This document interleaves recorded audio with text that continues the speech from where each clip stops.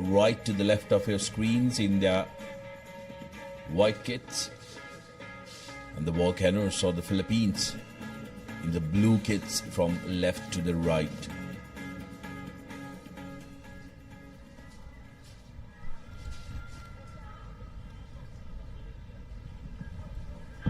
This will be definitely an interesting matchup. Quite the evenly balanced teams as well. It's important that both Singapore and Philippines get their starts right. So we are moments away from kickoff for the 7th and 8th place playoff. And here we go. Quick change in direction and we are underway. Good high hanging deep kick straight away from Singapore. Fumbled by the Philippines, and they have moved into a bit of space now. Straight into the 22 meter, wasting no time. Win the ball straight across midfield.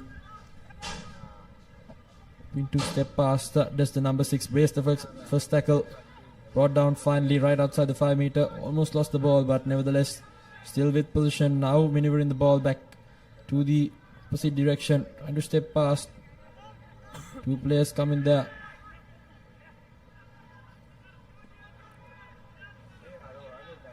Now moves it away to the left side. Cutting back inside. That man ready there waiting for him.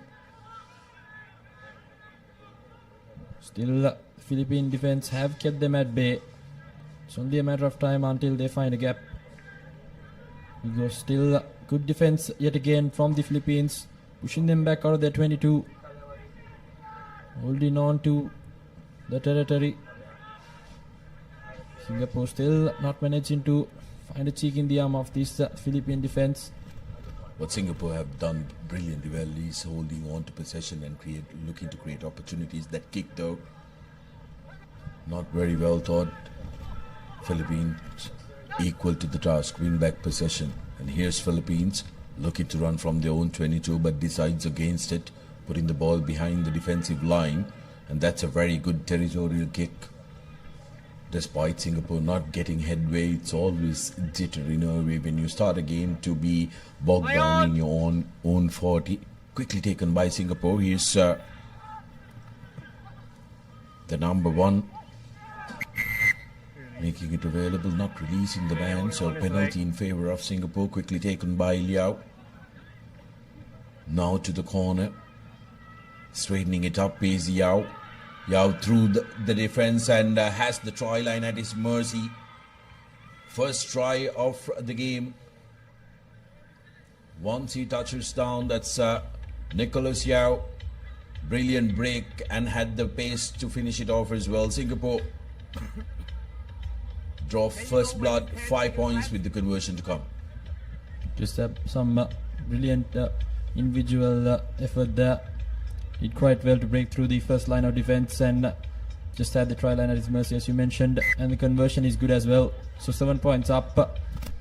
Singapore thought they gave it away while after they kicked the position when they were inside their opponent's half, but good thinking to take that line out quickly and take advantage when the Philippines were scrapping in defense. Philippines would have thought that they got some resolve after getting out of their own 40, but Nicholas Yao on the other end benefiting from that quick line out. Here's the restart from Singapore. Philippines looking to run and taking it forward with a brilliant hit and a break is Kautai. Kautai on the foot race, changes direction but will not be stopped. Dayton Kautai touching down straight away, equalizer for Philippines on lines of tries, but can they convert this and make it even keel? Seems like he's dislocated, done something to his shoulder. Hopefully nothing serious, because a very, very important player for the Philippine team, the Volcanoes.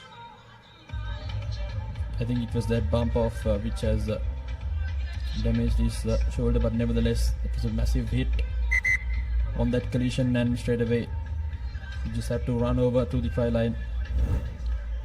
Look at that replay. Just pumped off his opposite number. Just ran straight away. Nursing the injury after scoring the try. So nevertheless, Philippines have strike back. There while grounding, I think that's where his left shoulder started bothering him. Philippines women's team, all cheers for that try. Just under 3 to go on our clock. As Philippines look to restart, referee not happy with something.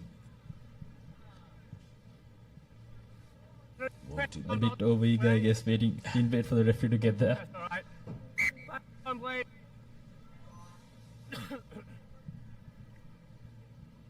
Ryan Mitchell with the restart.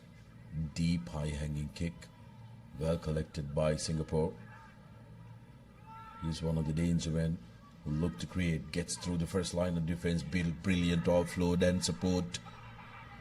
Out goes Jasper, I beg your pardon, that's Ko still available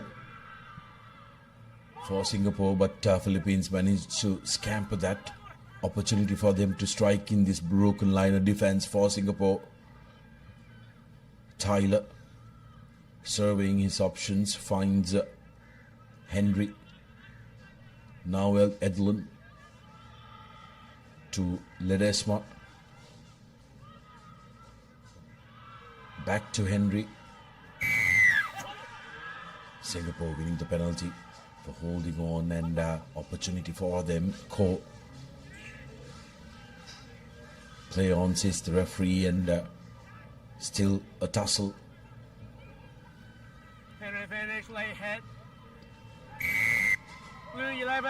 Back-to-back penalties now for Singapore. Philippines need to be very careful. They don't want to be on the wrong side of referees' books. Couple of penalties back-to-back. Referee will tell them to try and calm it down. I think the effect of a yellow card was well proven in that cup semi-final between Japan and Sri Lanka. Sri Lanka lost that game purely because they were outnumbered in that game. So it's important that these players are more aware with regards to cost the team could facing when facing a deficit. Ball out and quickly through but the hands of the Singaporean backs, and here's dancing feet. Brilliant bit of touch from Sharif Dean, who's finally tackled, but here's the supporting run and the try from Amran. Referee wants you to have a look at that from the television match official.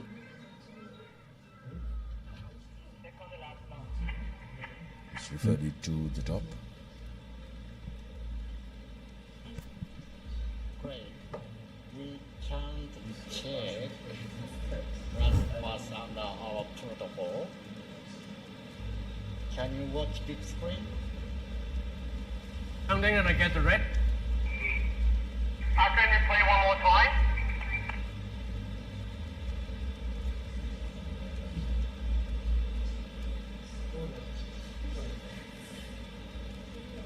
Yeah, can you play one more time, please? Before that.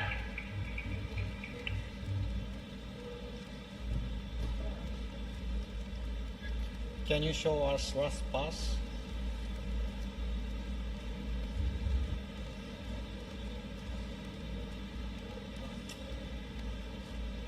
Forward pass for me. I got no try.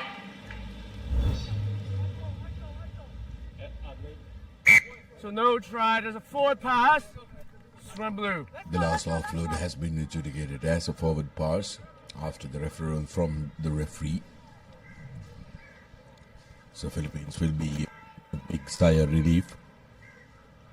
Singapore, on the other hand, they will look to put pressure on this scrum, especially because the Filipinos are deep down in their own half. So Singapore still has that territorial advantage. It's important that they don't let the Philippines take the exit. As we say that Philippines managing to get it out through the hands of the centre, the wonderful jumper.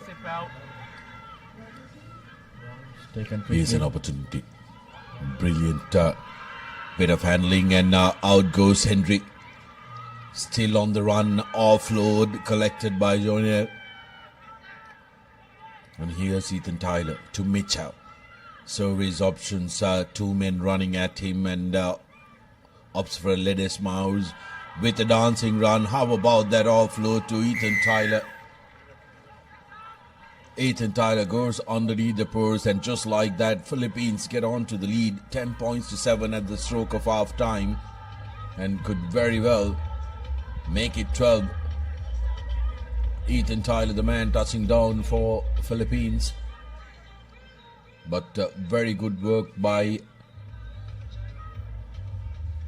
Ryan Mitchell, creating that try, and the extra sided as well.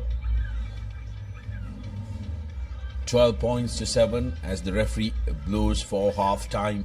Philippines coming at the death of the first half and clinching that lead.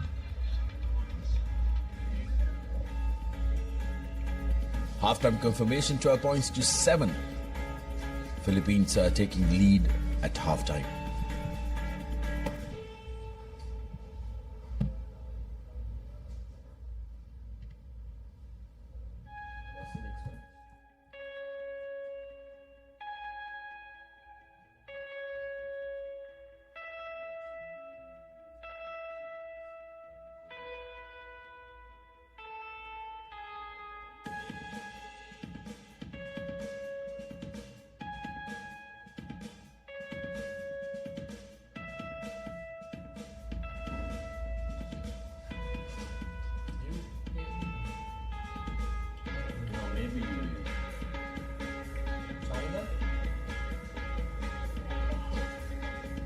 Yep, and we're back. The second half action. Philippines scoring right at the beat of half time. Some highlights from that first half. Singapore did quite brilliantly in the beginning of the game. Found Philippines snapping right after that clearance kick. But some good individual performances have brought Philippines back into this game. The last try in particular kept the game alive, the continuity, reaped the rewards right before lemons.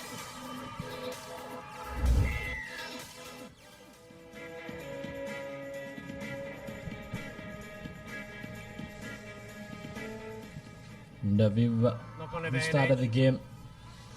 Restart by Philippines. Singapore managing to get hold of possession now with a wraparound. Referee though has blown the whistle for a loss forward by Philippines, deeming that there is no advantage being played for Singapore.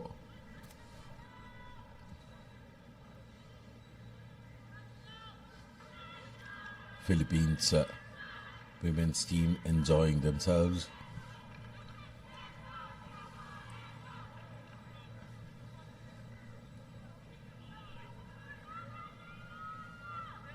So it's Singapore to feed in the scrum.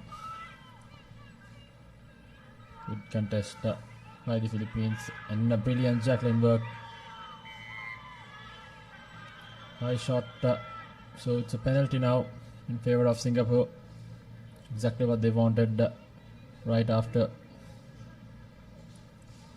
half time now. They'll be hoping to find some territory by kicking it in touch. Decent kick, brings them inside the opponent's half, right out inside there.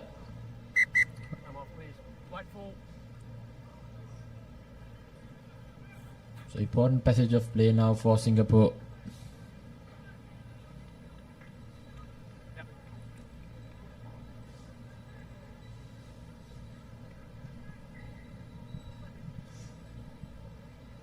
Good collection in the line out.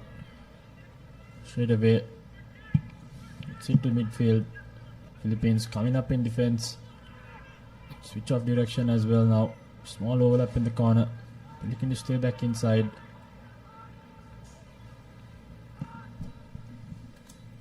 Singapore, this is what they have done brilliantly well in the start of the first half as well, holding on to position. Here's a break coming through, needed support, players overshooting him. That was Ko in that number 10 jersey. Singapore looking for the outside route. There was a penalty. It could very well turn out to be a card here. Holding the player without the ball. Yes, playing the player without the ball. It's a penalty, but not penalty try. Nicholas Still Yao the player at the back. creating opportunity for Singapore. Now can really take this game.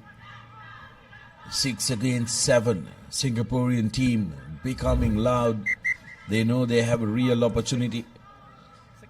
Chong Yong Teng looking to offload, but the player was held. That was Ethan Tyler. Made that cardinal error. Hold So the head until the ball is in. Singapore now, the numbers advantage. A scrum inside the 22-meter. Brilliant opportunity. Numerical advantage with them as well. Singapore with the feed in. Here's the halfback trying to snipe through, creating space. Brings in a fend off and running around is Daryl Leao. I'm off. Gets the try, but Go check. referee wants to have a look. Singapore have already gotten. Come on, guys.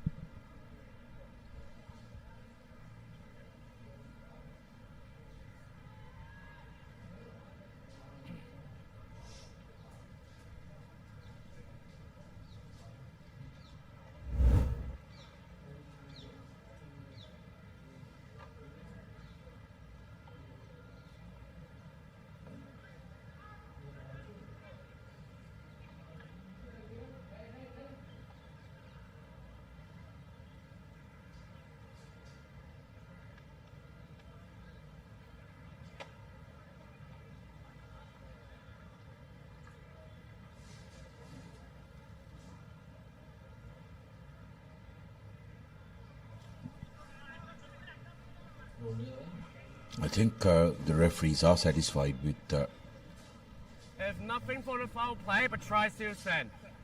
No, go on, please. Thank you. Yep, where you are. Referees are satisfied with the try. Don't say anything. They were looking at some foul play as well, but have deemed it's all okay. The conversions through and Singapore gets on to the lead. Very important score for them. Need to make sure that they try and capitalize during the time that they have the numerical advantage in these finishing minutes of the game. Great recycle, and just like that the gap's opening up. It's the Philippines now with a numbers disadvantage. Good defense coming in by Singapore. Has won a penalty taken quickly. The number 7. On the chest. Another high shot advantage for Singapore, who's now with the momentum shift in their hands. Goosey's past the first defender, trying to sneak past the desperate defense coming in yet again for the Philippines. Hidayat, the man who got that brilliant step in, and in goes Samuel Ko. Now Singapore slowly steering away from the Filipinos. 19 points to 12 with just under 3 minutes to go on our clock. Alright, both of you, let's go. Philippines will be disappointed at where they've ended up, because they were controlling possession of the game, but since that yellow card, Singapore have made them pay. Indeed, between that 2 minutes, they've considered 2 tries. The conversion unsuccessful, but nevertheless, Singapore now in the driving seat, 19 points to 12. 7-point buffer between them and their opponent. Taken quickly. Good sniping run there by that AP number 9 for Singapore. So they've made full use of that numerical advantage they've had over their opponents. Philippines, if they were to stay alive in this game, need to make a good exit out of their own half. Good collection so far. Singapore kicking deep, putting pressure on the Philippines, and just like that have managed to turn over, really putting Philippines under pressure. Now Singapore will be looking to manage this, running across and now straightening up. Here's the offload coming in for Jarifdeen, who goes into the 5 meters, and Singapore wins the penalty for not releasing the player. The correct part of the field, Singapore to win this one. Injury over there by a player. Stay behind your line, please. But there is a stoppage. Right. Seems like there seem to be an injury concern for Ronald Henry, who's on the ground there. Do you want a stretcher? Nevertheless, Singapore, Sarid mentioned momentum shift, and they seem to be on top here. Still less than 90 seconds left on the clock as well. Seems like Yes, Philippines. as for now they've secured this game with ease. Good game management, using that yellow card advantage, taking in the 2 tries, sneaking them in. Philippines still haven't found the answers. Seems like there's the last we saw of Ronald Henry. He's been taken off and replacements come on the field now.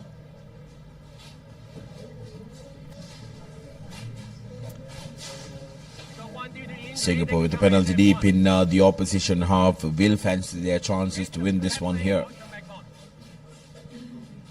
and secure that 7th place of the competition. There are some real dark clouds that are converging around race course. Really do hope that the skies will hold, because yesterday we did have some heavy downpour. Stay where you are. No charge now. You can stay where you are, but no charge. Here you go. Singapore doing something different, opting to go for the post, 3 points. Yeah, I'll let you know when 10. Yeah. Make sure that they're secured. Even with a 7-point score, they will have a 3-point lead. Good game management, isn't it? Because they're sucking up a couple of more seconds as well, and getting that cushion and buffer. Make sure there's the free. Under 1 minute to play on our clock. Penalty coming through for Singapore. 22 points to 12 now, the score. It's a 10-point buffer. Smart decision there, not risking it, making sure the game is secured. In that penalty right underneath the post, so seems like they have secured this game and the 7th position in the overall tournament. If you want to pick it up. So with 30 seconds left on the Go on, clock, please. Singapore managed his game quite well. So first try itself took full advantage of that yellow card and seemed to be victors of this Again game. kicking deep, Singapore. Philippines deep down in their own half have to go into it. Now puts ball to boot.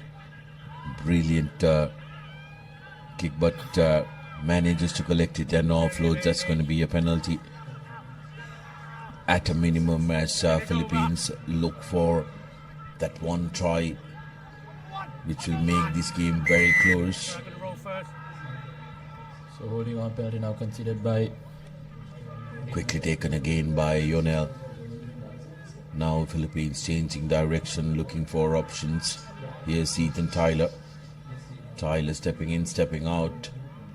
Back to Edlin. Edlin straightening it up for Philippines. Drags in 3 defenders. Still a penalty in favor of the Philippines. Not rolling away. Quickly taken by Philippines. Looking to go to the corner. Cutting back inside is the number 4, Not going to be. Ledesma. Seems like he lost it forward, and that's going to be full time. 12 points to 22. It's Singapore that secures the 7th position, and Philippines will have to be satisfied with the wooden spoon in this leg, finishing at the bottom. But kudos to Singapore for putting out a valiant effort throughout yesterday and today as well, and also Philippines, who did trouble some of the big names in the group encounters, but couldn't translate most of that into points. Some highlights from the second half as well. Singapore capitalizing on their numbers advantage, scoring the 2 tries, securing the game for themselves. You see the sniping run there from the number 9. Good overall performance, good game management as well. And up next we'll have the UAE versus Thailand for the 5th and 6th place encounter. That will be definitely a nail-biting one. UAE did threaten some teams as well. Team cards, 2 games.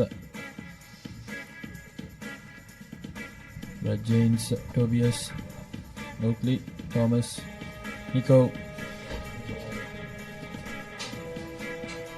5th place playoff between Thailand and UAE. Both these teams have been absolutely fabulous and will be disappointed that they are battling it off for the 5th place and are not in that top 4 bracket. Been brilliant, Thailand and UAE, but will have to be satisfied with either 5th or 6th after this game. UAE, of course, in their green livery and Thailand in red and blue.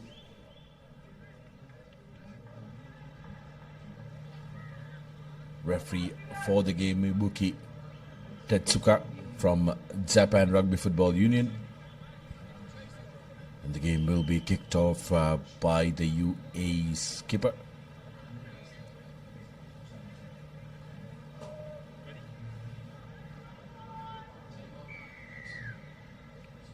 Here we go.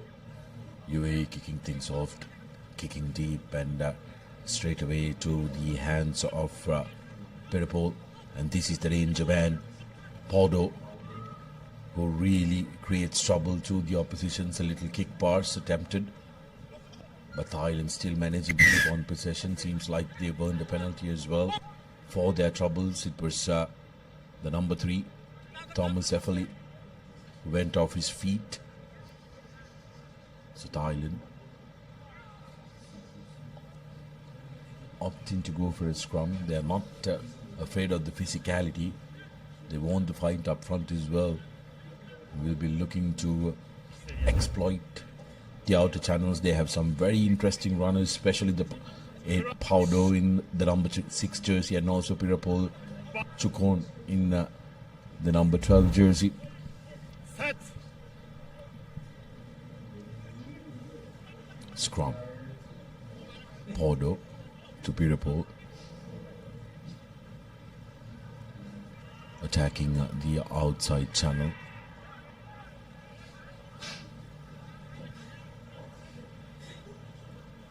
Pivot pass, not gathered cleanly, but nevertheless we win the ball straight away across field, trying to find some lateral space. Is the Thailand team, but good defense coming in by UAE. As for now, they have conceded a penalty as well, so again not being able to roll away. Very good work by the Thai support players who trapped that tackler in between the ball and the supporting player. Interestingly enough, Thailand wanting to find touch on that. Not very often do you see in sevens rugby teams opting to kick at touch. UAE have been starved of possession so far this game. Haven't had any possession in their hand. let's take a look at the replay of their incidents. Taken quickly. Now stepping Paudo yet again stepping in, stepping out, creating space and gets away. Here's Paudo going inside, right underneath the post. First try of the game for Thailand, and it comes through their playmaker Mukhe Paudo.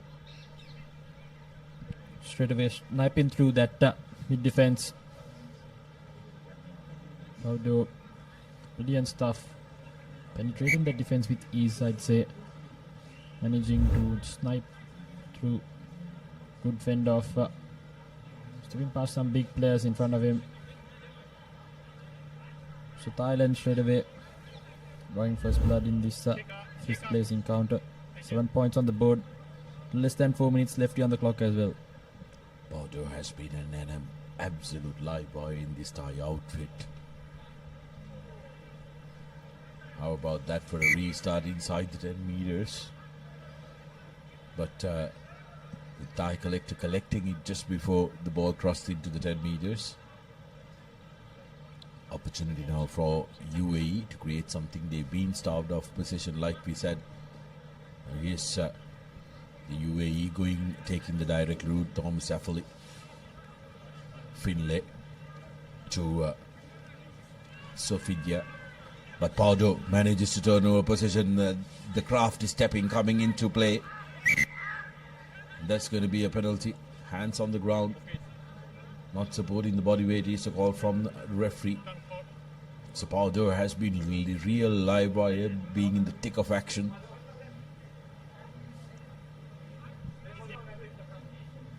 And Thailand yet again opting to go for a scrum. They know they have plenty of set moves that they can execute.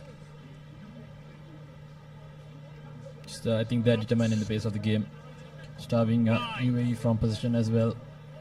Smart play by them, taking their time, maneuvering, and as we say that, here we go, the danger man, Paudo.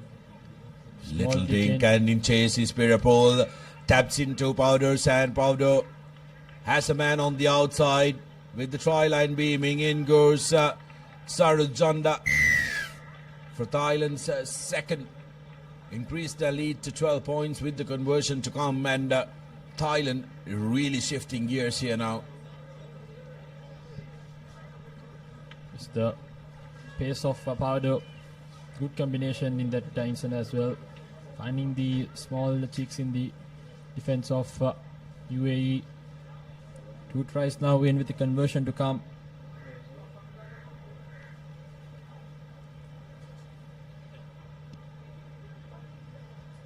Conversion unsuccessful, but nevertheless 12 points up on the board. I think UAE only got that one chance with the ball. So Thailand managing this game quite brilliantly, exploiting the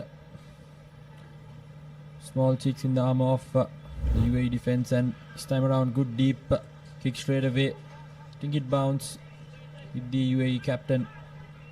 We go straight into contact. That good juggling work, no, unfortunately couldn't release it. Taken quickly yet again, UAE now in a rush. Good offload in straight away to the number 2. So looking to run away from it, and will go over for the try. So brilliant stuff by Tobias, who's gone over for the try right before half time as well. We have just little over a minute left as well. So 5 points now. Good response by UAE. Tobias Oakley getting his third try off this leg, and the first of the match for UAE. 5 points to 12 with the conversion to come. They'll be very much relieved that they've gotten a score. Opportunity for the skipper to try and cut the deficit to just 5 points, and his kick strikes the upright.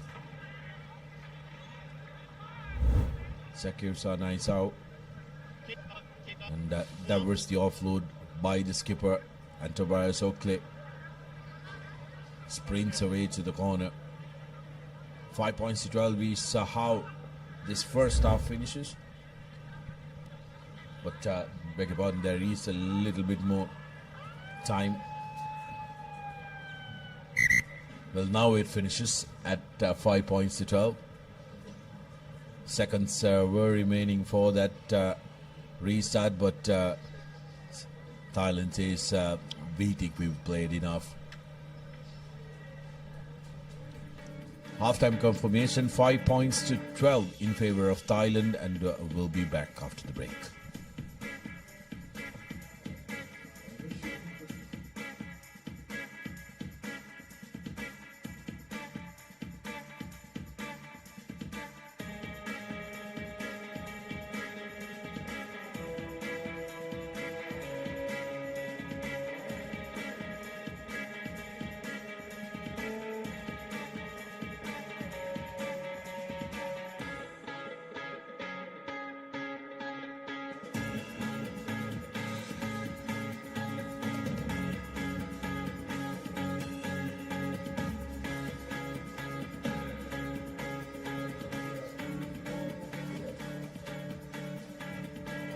And back for the second half action.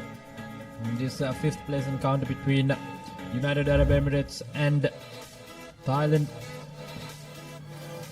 So it's Thailand just in the lead of 7 points against UAE, who just managed to score right before halftime. Thailand dictating terms in that first half. We'll be hoping to do the same in the second as well. So UAE will be hoping for a good restart. And we'll be hoping to score as soon as possible when this game is underway again.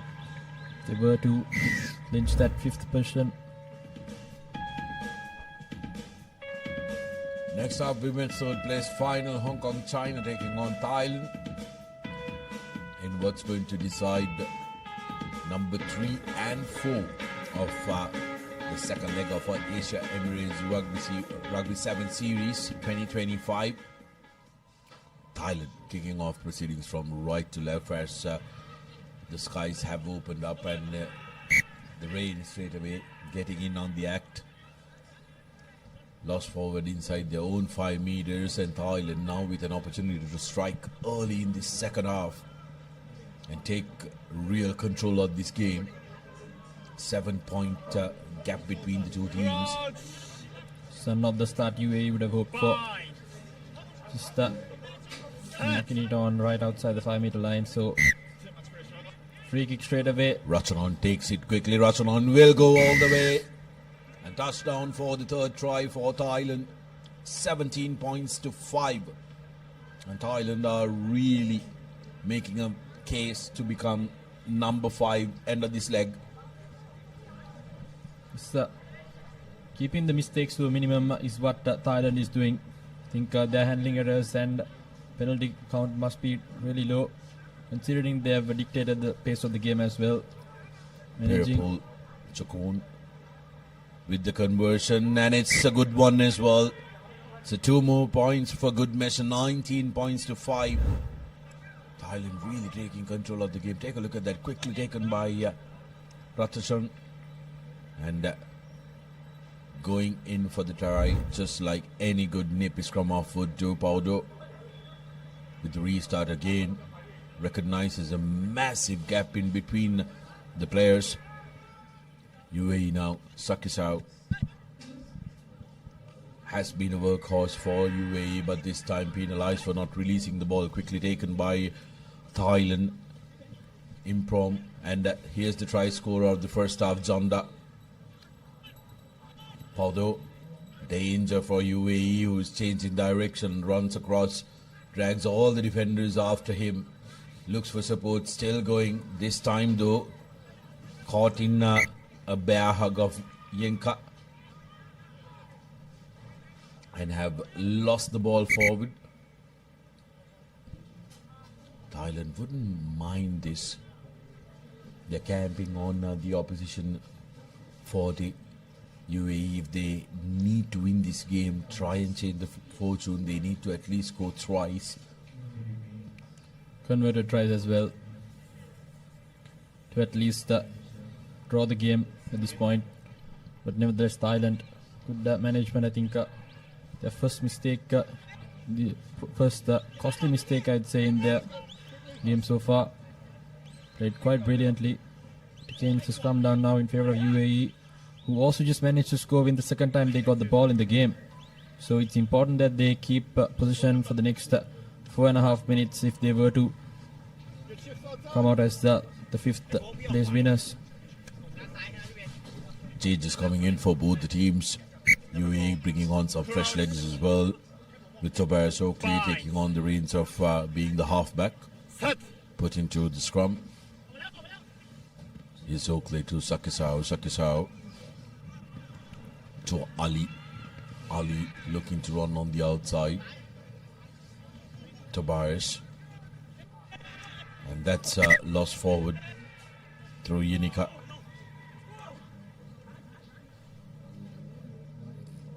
Playing out perfectly for the Thai team. But again, an unforced error caused by UAE has given Thailand the position back.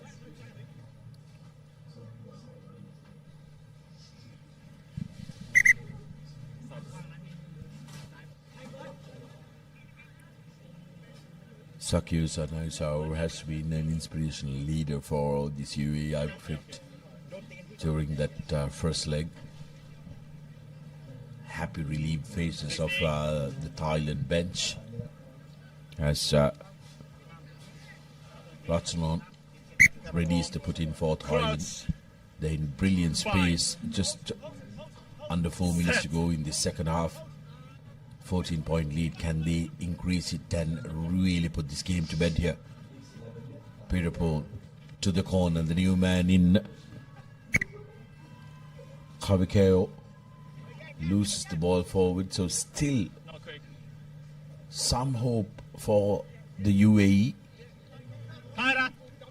Just the UAE using that touchline as an extra man. Getting that line out in. Takes it quickly. Short man there. Here we go. The captain who opts for the boot.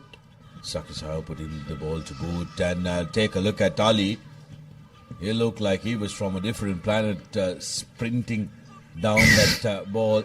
Penalty in favor of UAE. They need to take it quickly. Tobias taking it quickly. Here's Ali. Steps back inside.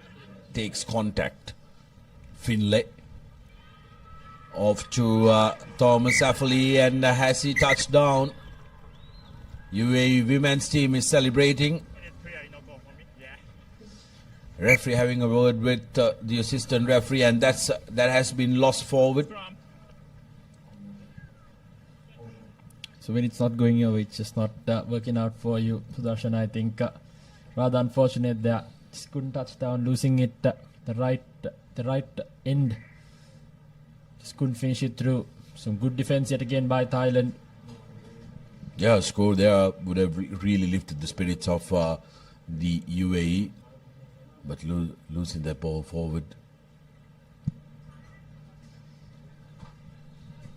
Thailand, of course,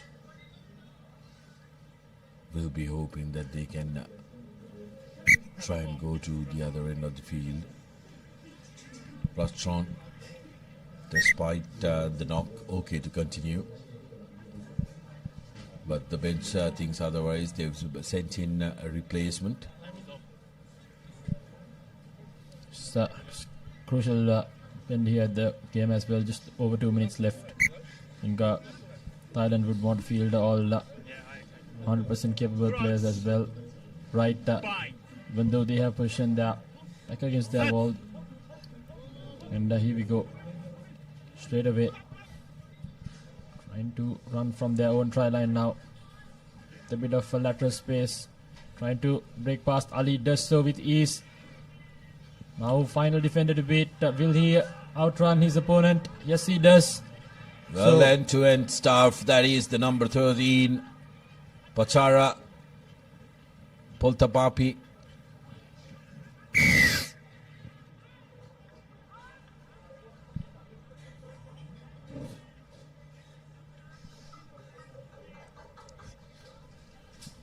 Pachara Poltapapi getting his first score of the leg in the dying minutes of this game and really putting this game to bed for Thailand.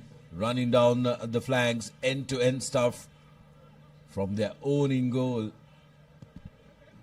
They managed to get the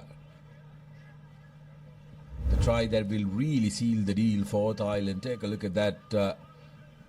Ali that time though, trying to tackle, took a boot on his face. Don't think he's going to be able to continue, and he's walked off the field. But great pace shown by the new man in fresh leg. UAE now really playing for consolation under a minute to go on our clock.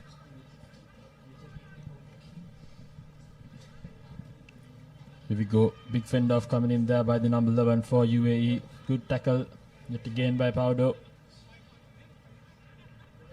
Now moving it midfield. That's the captain, opts to go by himself. Good power on that. Takes 2 minutes to bring him down. Now another penalty advantage for UAE.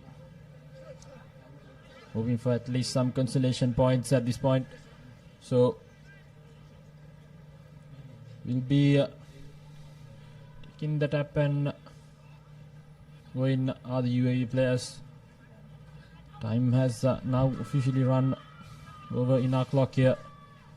New man in.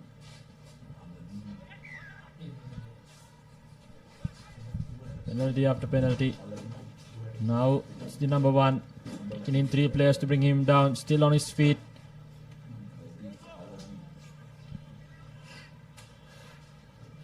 We go. UAE now. Just loses the ball forward. Pardo kicks it out. Straight downfield. Now it's the foot race here. UAE finally managing to get the ball. Again, number 11 now. Searching for support. Switch straight away to Thomas. Now with a bit of space, the far outside, cutting back inside is the number 1. Brilliant, isn't it? Thailand have secured this game, but they are not going to let any cheap tries being scored against them. But both teams, UAE knows that the game is already lost, but they want to finish this. This is the same spirit that you want every team to be playing with, as UAE keeps going towards that try line. Sakisau,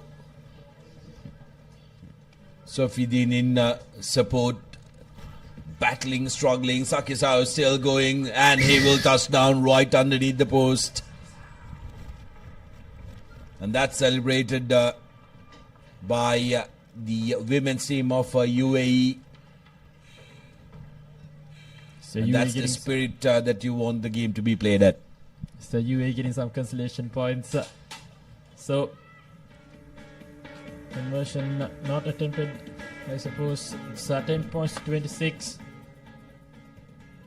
Yep, conversion added. So 12 points to 26. UAE will be the 6th in this tournament. Congratulations to Thailand, who's managed to stick with the 5th place. Not the top 4 finish they'd wanted, but definitely happy with their efforts in this game. It's the full-time confirmation. 12 points to 26. Thailand, the 5th position winners of this game. And some highlights from that second half.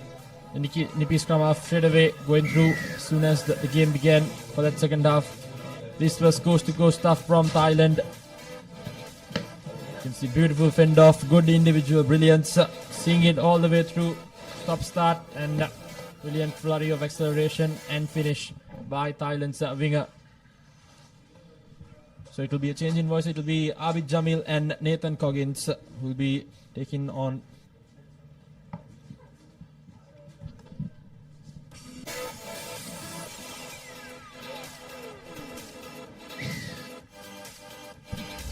Thailand winning the previous game. Now we have a women's fixture coming your way. It's the 3rd place finals here. Thailand taking on Hong Kong. Hong Kong in the white strip on the right of your screen, and in the red strip you have Thailand. Important game for both these teams, a chance to go back home with a medal around their shoulders, but Thailand knocked that ball forward early on, so it'll be a scrum early dose for Hong Kong, China. Yes, Hong Kong, China unlucky to miss out in a close final against China, who made it through to the final, and Thailand were blown away really by Japan, who look like red hot favorites come that next game in the final, but straight away early dose Thailand with a bit of a error, and Hong Kong off the result in scrum, capitalizing, carrying it to the 5-meter mark. Plenty of space out wide on the left, need to find that lady in the number 6 jumper. They do find her eventually, but sweeping defense is good from Thailand. They managed to close down the gap just in the nick of time. The ball is still live for Hong Kong, China. Just need to play with ball at hand here for a few more phases. The gaps will surely open up in this Thai defense. Already stretched out as it is. And now trying to create that overlap on the left-hand side. Needs to get the pass out.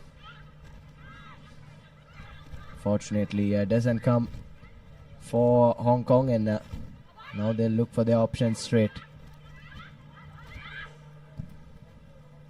So pretty good stuff from Hong Kong here. First 2 minutes played entirely inside Thailand's half of the field.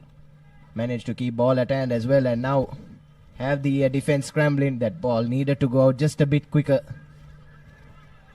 And once again, a bit slow off the breakdown, allowing the Thai defense to get back into place. But this time, much better offload in game from Hong Kong, China. Thought the ball was still there, but unfortunately went backwards. And eventually, Thailand have done well to defend that and win the penalty. What a defensive performance there from Thailand, not allowing Hong Kong, China to get any headway. But on this occasion, it's Winka Sofidia from Hong Kong, China that makes the tackle. Had to roll away there. No scores yet. A long passage of play early on. 2 minutes of attack coming in from Hong Kong, China. But Thailand did well to win back the penalty. And now they have another penalty. There is a player on the ground.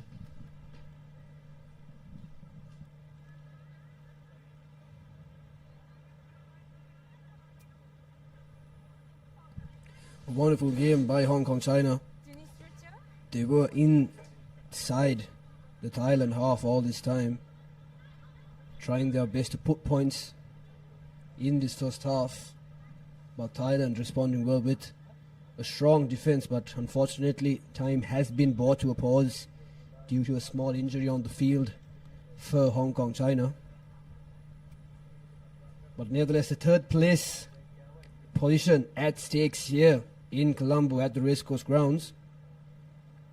Both teams of ladies will want the victory and the glory to take back home.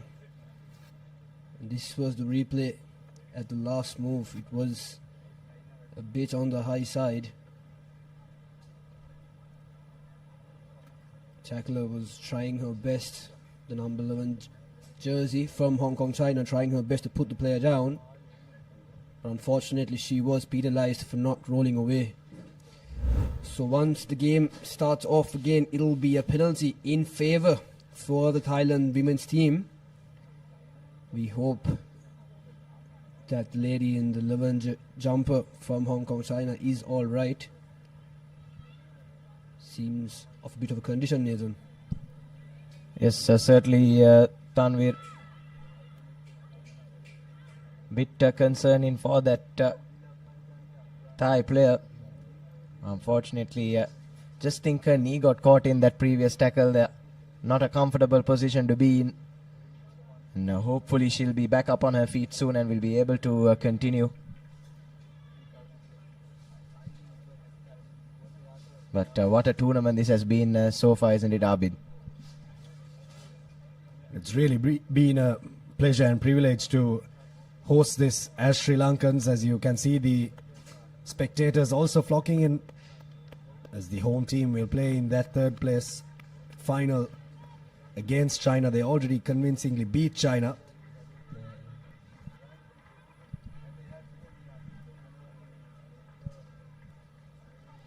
Yes, the crowd slowly and surely building in, and we're really into the business end of the tournament now, aren't we?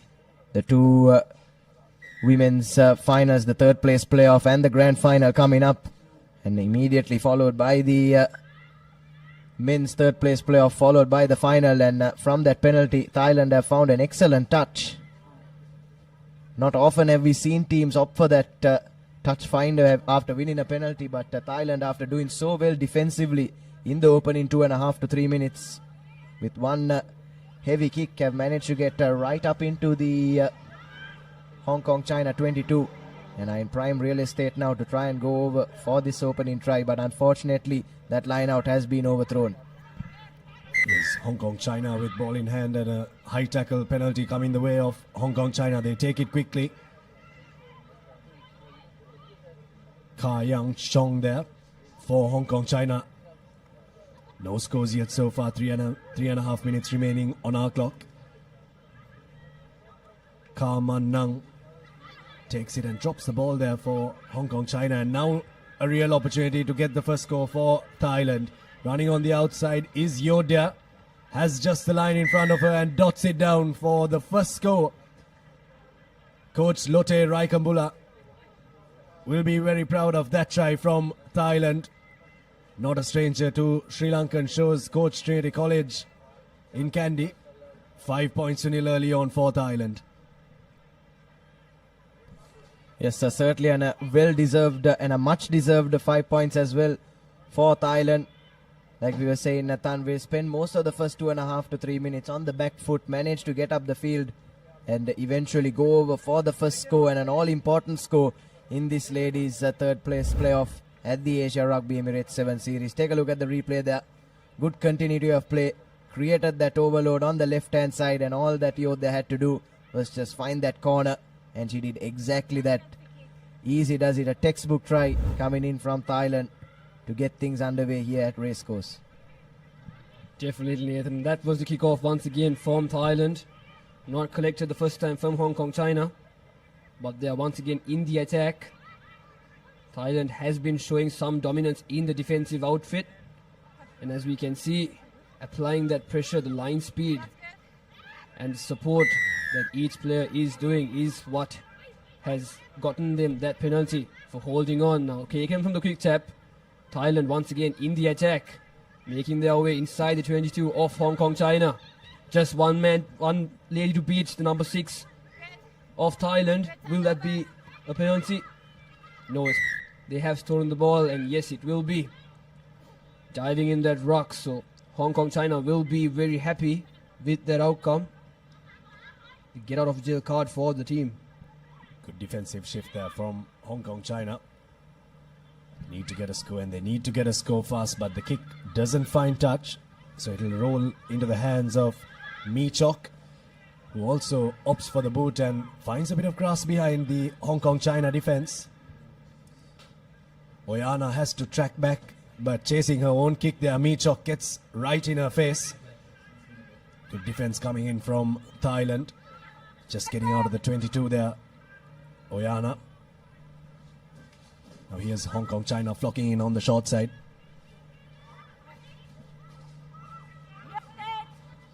Slowing things down. Hong Kong China, 30 seconds remaining in the first half. Here's a good strong break here. Space opening up on the outside. Karman Nam put the good pass in for Oyana, but brought down in a very good tackle. The turf here at the racecourse is becoming slipperier by the minute, and we're getting into the business end of the competition. Rain has ceased up, but the underfoot conditions still remain to be moist. Good continuation of play for Hong Kong China now. Thought the tackler may have needed to release there, but just let go. Thailand defense shoots up, so Jess Ho has to take the ball forward. Now penalty for Hong Kong China. Yes, this is good stuff from Hong Kong China right at the end of this half. Just as time has run out on our clocks as well. Slowly but surely building up an attack, making their way out of their own 22. And now around the 40-meter mark.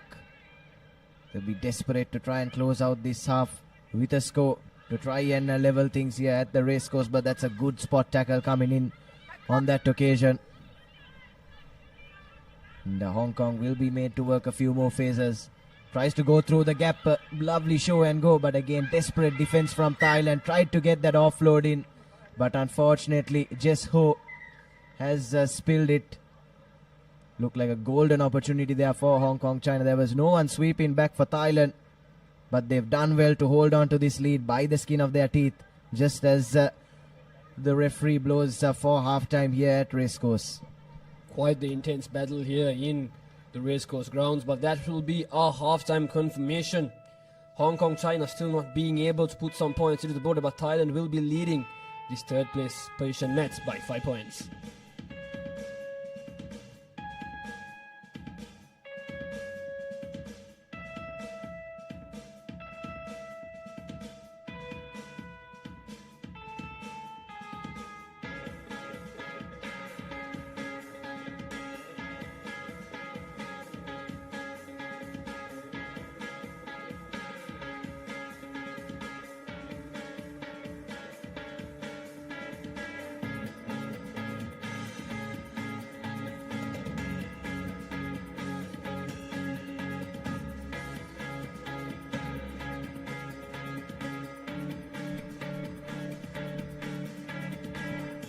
Welcome back to the race course. Third place playoff here in the women's category of the Asia Rugby Emirates 7 Series. Second leg in Colombo. We're down to the business end of the competition. This is the first score coming in from Thailand in this third place playoff. Yodhya scoring the only try in this half so far. And coming up next, important clash. China taking on Sri Lanka. Placed third and fourth. Yes, identical clash, isn't it, to what we had up in China. China and Sri Lanka had a hard-fought battle there, went right down to sudden death. China eventually prevailed and claimed that third spot, but I'm sure on home turf, Sri Lanka will be hoping to do one better this time. Try and beat China twice in a day, especially after running a strong outfit like Japan so close in the semi-final. That game would have taken a toll on the Sri Lankans, as would have the last couple of minutes in the previous half of this match that we are playing. Thailand had to defend quite a bit before we went into the half-time huddle. And you saw on your screen at the end of the half the Thai players on their knees. So hopefully for them they are able to recover quickly and play 7 minutes more. Last 7 minutes in their tournament for both these teams. Here's Hong Kong China through Maggie or Yong. Now looking to create something from their own half, but the Thailand defense, my apologies, right up there. Spread out evenly. Now a little bit of a short line from Melody Lee. Handling errors creeping in for Hong Kong China. No real advantage there for Thailand, so we'll go back for the scrum. Yes, handling errors have really come and haunted Hong Kong China in this game, haven't they, Abid? Even in the first half, they conceded that solitary try after a handling error at the breakdown. Ball was loose. And now yet again, a good opportunity for Thailand to try and double their advantage here with a scrum well inside the Hong Kong China territory. Running a few changes as well. Thailand getting fresh legs on to try and close out this game. Just around the 6 minutes stand between them and a third place position at the Asia Rugby Emirates 7 Series.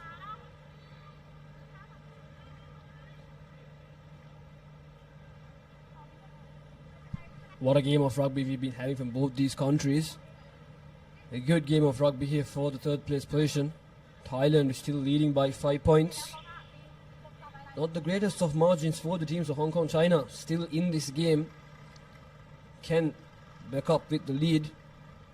And from today's tournament so far that I witnessed, a lot of stoppage time as well in this game. So both ladies from both teams have that rest time, and as you can see, the ground conditioning, it's a bit moist up here with the rain. So it's not the best of conditions for Sevens rugby. But Sevens rugby, Nathan, is mostly, it's about the adaptability of both teams from attack to defense. It's not just like 15s where you can just pick up the ball and run straight into contact. You have to keep that energy and use it at the precise and the right moment to capitalize. And once again, Thailand feeds in the ball from the scrum. Sends it to a fly half, having space on the outside. She can run around them, but cuts back in, unfortunately. The scrum half telling that there is space on the blind, but sends it the other way. Goes from the open side. Gives it to number 6, runs into the gap, beating 2 defenders, looking for support, makes her way inside the 22 now. The scrum half passes it wide, having space in the corner, no one to beat. Just needs to have that 25-meter sprint. But Hong Kong China doing well in defense, inches away from scoring. But they have done it once again. Hong Kong China have a penalty in their favor. Yes, once again, good build up there from Thailand. But unfortunately, just played off the ball off the floor there in that last phase. You have to say that's another good opportunity for them that goes begging. Thought the build up was really good there. Abid really worked through the phases nicely. Came right to the 5-meter mark, but unfortunately for them, Hong Kong China's defense a bit too strong on that occasion, and they've opted for touch, and has put them just outside their 22. Work at line out time is neat from Hong Kong China. Running straight into traffic though is the number 1. Looking for their options on the open side, trying to create that overlap, but a good spot tackle coming in from the try scorer on that occasion. Stopping the Hong Kong China attack dead in its tracks. So good defense has been the theme so far in this game, hasn't it, Abid? Of course. Really has been the mantra for both these teams so far. Just the one score in the first half from Thailand. No scores in the second half. Hong Kong China's defense has been very good. Their attack need someone to create a moment of magic for them to try and pierce this defense. They're getting a couple of penalties their way. Need to make the most of it. Here's one of those opportunities that they need to take. One-on-one up on the outside there. Lineham is brought down to the floor. It should be a penalty for Thailand. Player off her feet there from Hong Kong China. All Black Sevens legend watching on.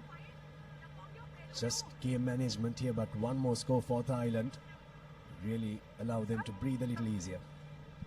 Definitely, Abid. And as we see, Thailand just dominating in their defense is what is making them lead in this game. Unfortunately for Hong Kong China, they've had the opportunities, but unfortunately once again they have fumbled it quite a couple of times. But Thailand doing their utmost best to keep the point margin, the score margin, just the way it is, and they have gotten a scrum down 40 meters away from their try line. From the corner, they will want to move for a set piece move. The scrum hasn't been exactly set to the referee's call. Yes, Thailand getting exactly what they want from that scrum situation, isn't it? Reason you opt for the scrum when you're just clinging on to the game by the skin of your teeth is to just run that clock down as much as possible. And with that reset, Thailand have got exactly that. And now looking to work it to the left-hand side from that scrum. Here's the try scorer, bumps off one tackle, but just brought down in the second. Slow ball at ruck time. Slowing things down now are Thailand. Needed to create that overload, but in doing so, looks like they've lost a few meters actually. And now a pin back inside their own half. This is a good cover defense. Drifting well are the Hong Kong China players, and eventually forcing the error as well. That's a thunderous defensive hit coming in on that occasion. And a brilliant defensive work from Hong Kong China yet again in this game. Of course, fantastic tackle there from Lineham. Defense really has been what this third place playoff has been all about. Bronze medal on the line here in the second leg of the Asia Rugby Emirates 7 series. Have a look at that tackle from Lineham. Huge hit right in the face. Nothing much that Salinda could do there. 5 points to nil here. And what that has done, Nathan, is it has opened up an opportunity and a set piece for Hong Kong China to maybe try and manufacture something from here. Around 30 meters away from the line. What have Hong Kong China got in their armory? Yes, they really do need to make something happen from here, don't Hong Kong China? Lovely wraparound move. Have that overload on the left-hand side. Bumps off one tackle and goes towards the try line. And that's the equalizer for Hong Kong China. Julia Oyana goes over And that try is identical to the one that Thailand scored in the first half in almost exactly the same place.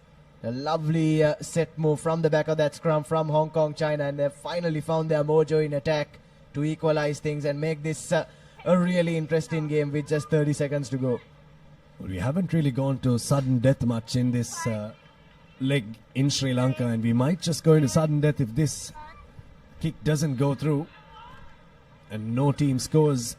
Kick hasn't gone through, so 20 seconds remaining for one of these teams to clinch the bronze medal in the women's category. Have a look at the fend off from Oyana. Had Jai Jarim on her shoulder, but way too strong there. The girl from Hong Kong, China. 5-all here. What a game of rugby we've had here in Colombo. The score is tied.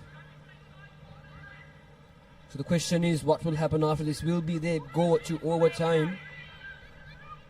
But still Thailand, still in the game, having space on the outside. Realizing it, not really looking forward. But the previous try scorer trying her best in the attacking position. But he's finally taken down in the corner off the 40-meter line. Once again having that space on the outside, but a terrible pass gives the ball to the try scorer from the Hong Kong team. And they managed to have turnover the ball in the ruck, but they will bring it knock on advantage, and that is the full-time confirmation. The score is tied all here for the bronze medal in Colombo. So what we'll do now is the officials will have a quick word. Dilroy Fernando comes onto the pitch and tells the referee what to do. It's going to be sudden death here. First team to score wins the bronze medal in the women's category. There'll be a toss of a coin, and then you'll decide which side the teams are going to play from and who is going to kick off. See how it goes. The rules will be told to the two captains from Hong Kong, China and Thailand. Now these teams, it's not going to be about defense here. It's not only going to be about defense here, Nathan. It's going to be about how well they can exploit the other side's defense. Yes, indeed, Abid. As we take a look at that solitary score in the second half, Oyana going down in the corner to drag her team into sudden death, and across 2 days of action, we haven't seen a game go down to sudden death so far. And what a time to have our first game go down into sudden death. The third place playoff for the women.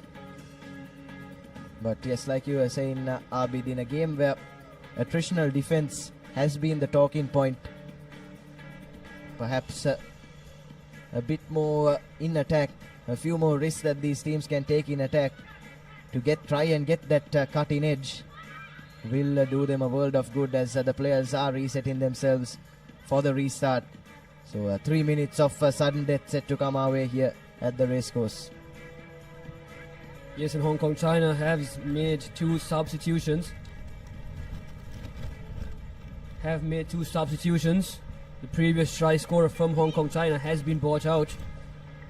But the impact that both teams, the impact they've had here, already tired from the first half, and an impactful second half as well, as we saw them exhausted on the ground just moments earlier. But that will be the kickoff from Hong Kong China.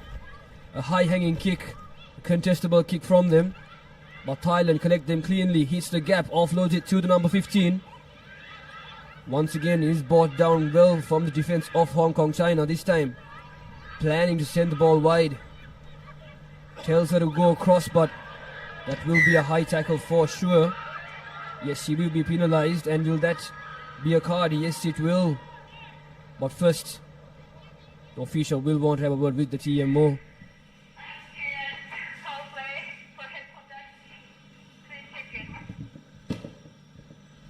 Can you show us that tackle, please? I'll check the foul play and get back. Here's a replay of that.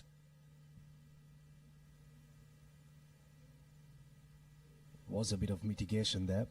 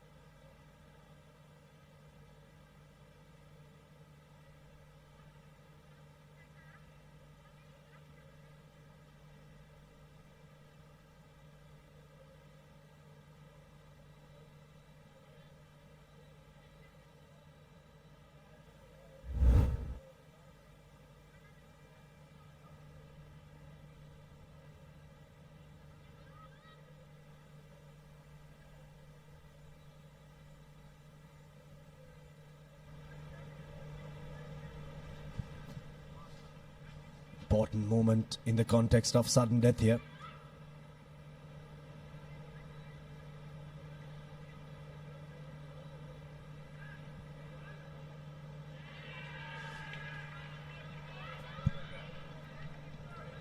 That's a yellow card given to Gabriella Rivers for Hong Kong, China.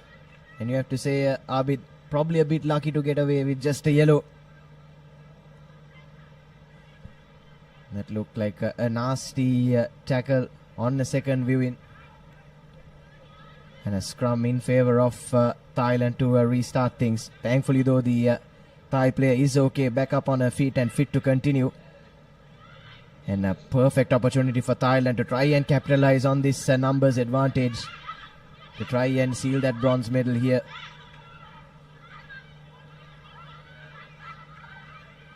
Have an extra man out wide on the left hand side, and the pass needs to go out. And now and just needs to put her foot on the gas. Does she have enough in the tank to go all the way? Steps past one, steps past another, and Ruxina Navakayu will go over for the winner and seal the bronze medal for Thailand here at the Asia Rugby Emirates 7 Series. What a win for Thailand. What a performance it's been from them. Held the fort down in defense and just found that cutting edge in attack when they needed it the most.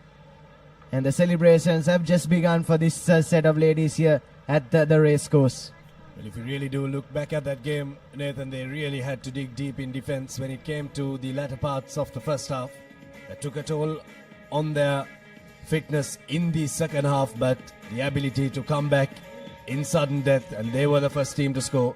Thailand win the bronze medal here at the Asia Rugby Emirates 7 Series Colombo leg, the women's category, beating Hong Kong, China.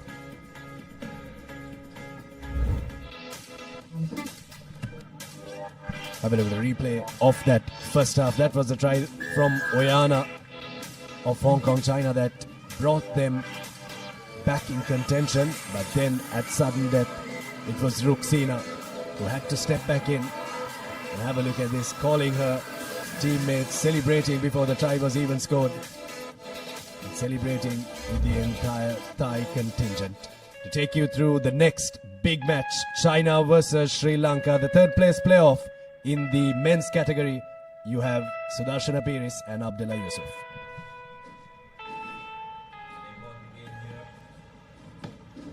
An important game here, both teams with the replay of the first leg, Sri Lanka and China, and they did play a game today in the morning as well. Sri Lanka coming up trumps and straight away holding on to possession and looking to run. Jansen to the corner. Here's the skipper coming to Pereira, gets away from the first tackle. Jansen spreads it back to Chatura Soisa. Soisa takes contact, goes to ground. Here's Jansen again. Akash Madhushankar straightening things up. Surya Bandara in the corner has one man to beat. Srinath Surya Bandara will go in for the first goal for Sri Lanka. This man is an absolute legend of the game here in this island. Takes his time as the rain pours down and Sri Lanka scores first in this third place playoff. Absolutely brilliant. Wonderful finish by Sudarshana, but you've got to give it to the Sri Lankan team as well. I thought on their goal line, the composure they showed at the start, just holding on to the ball, just creating those overlaps. And Surya actually had another player outside him as well. So wonderful start by Sri Lanka. Surya Bandara makes no mistake with the conversion. So 7 points to 0. Just the real challenge is to see whether Sri Lanka will be able to follow up that big performance against Japan. And this is the first try. Surya Bandara just having far too much pace for the covering Chinese defender.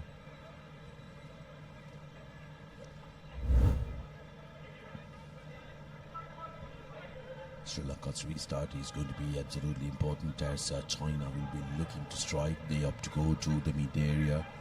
Good defensive work from Akash Madhushankar, but here's Chongma a dangerous player in that Chinese rank.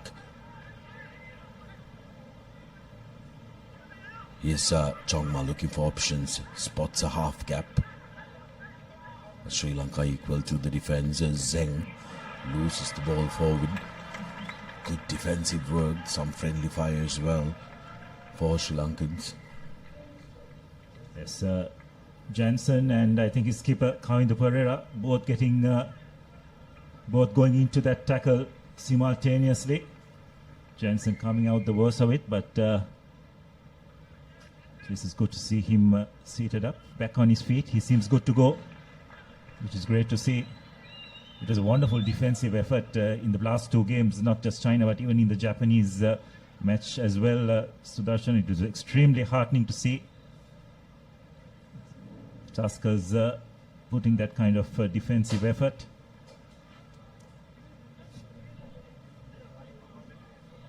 Here's Jansen playing a little bit of games, and here's a ball out first to Kavindu Pereira running across, finds Dinale Kanayaka, steps in, steps out, tries to beat him, but good defensive work by the Chinese number 5, Surya Bandara. He's there to pick it up.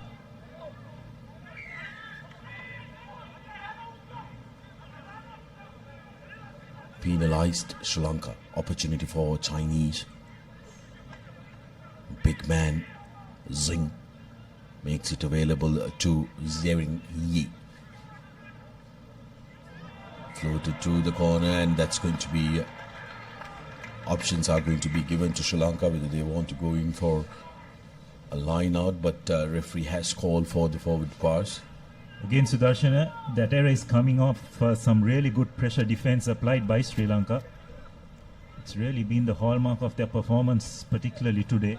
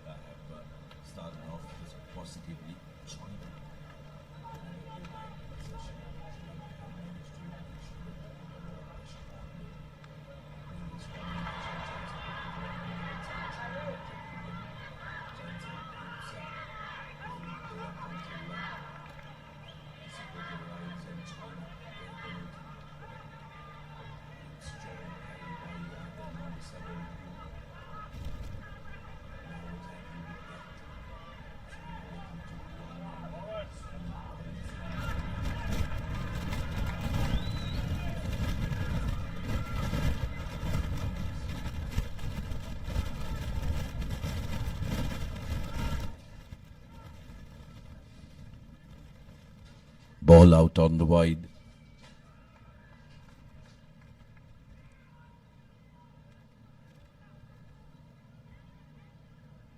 Now China serving options onto the corner. Zeng into the 5 meters. Sri Lanka in under a lot of pressure, but Akash Madhushankar comes away with a brilliant jackling effort, winning the penalty for their side.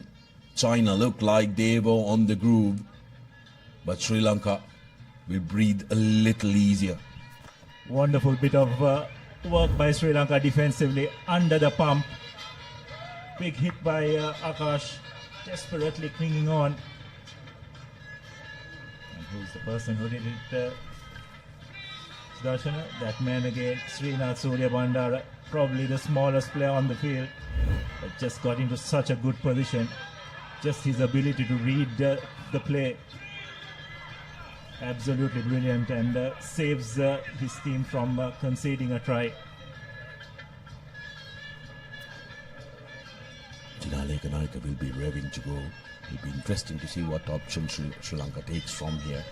They're deep down in their own half, and they will explore the option of running from here as well, because they do have the speedsters who can, if they break the gain line, they can go all the way. Surya Bandara momentarily down, but gets back up on the field as we take a look at the solitary try that has been scored. It was Surya Bandara who had Dinale Kanayaka charging up on him. He says, I'll take this one, and cruises through right underneath the post to get Sri Lanka the lead. Sri Lanka have opted to go to touch through Surya Bandari's boot. It's slippery conditions here, Abdullah, especially with the wet ball. That would have played a big part in Sri Lanka deciding to go to touch. Yeah, that's right. And I think if a play had continued immediately, maybe they would have taken the quick tap. But since they had to stop for Suri's injury, decided that the Chinese defense was set. So safety first approach. Now it's a crucial line out. No doubt the ball will go for Chatura Soiza. China have got that big man right at the front.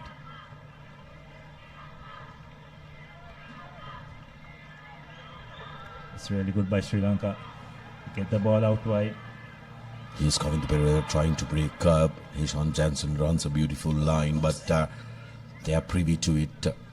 The Chinese defense, Madhushankar looking to straighten. Madhushankar goes inside, and very good tackle coming in. Penalized for holding on. Good tackle by the Chinese defensive effort. That was the number 10, Yang Fang. Well, so far what we've seen, Sudarshan, in this game thus far is both teams have been very strong at the breakdown, isn't it? Especially defensively. So probably the message for the team that has the ball, try and avoid getting into breakdown situations. The conditions too probably help in that aspect. It's not easy to throw the ball around, but you get into a breakdown situation, unless you have players tracking, put yourself in a bit of pressure. Dangerous man, Chongma almost into the 5 meters. China recycle options on the outside, and here's a free run to Yang Fang right underneath the post, and China reply with their own just before half time.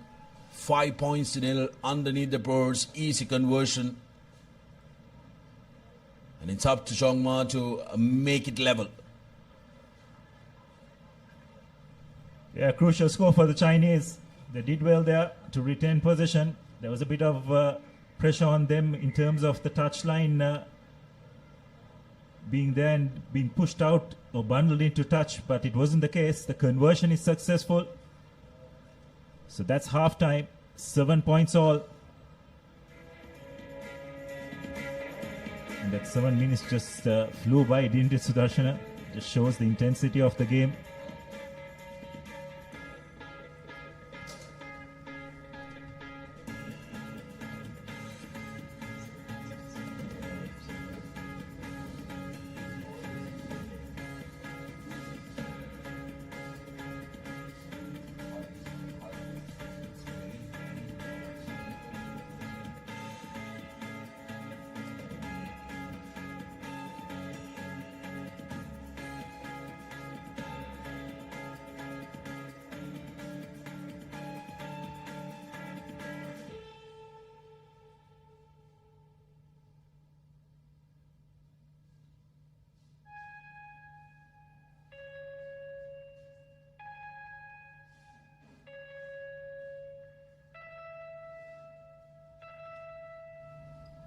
Welcome back to the live action of Asia Emirates Rugby 7 Series 2025 second leg.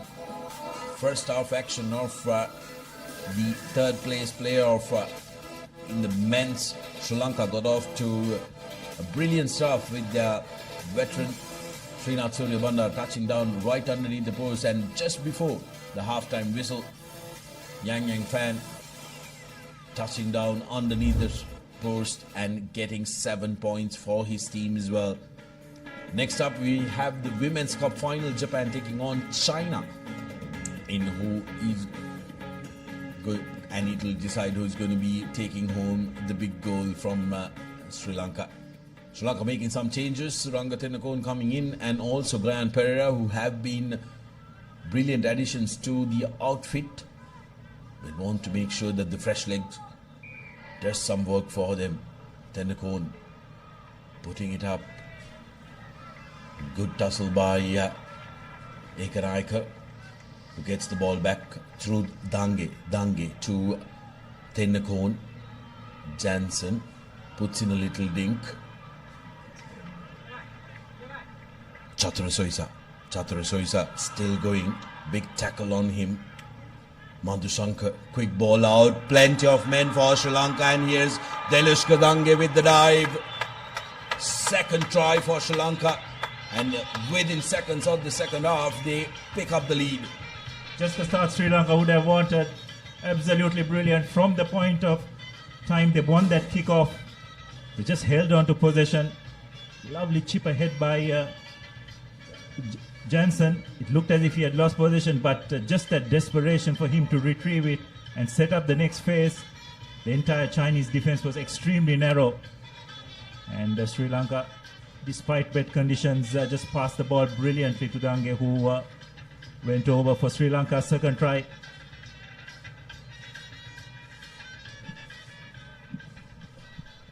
Off the screen, Chaturashoisa seems to be hobbling off the field.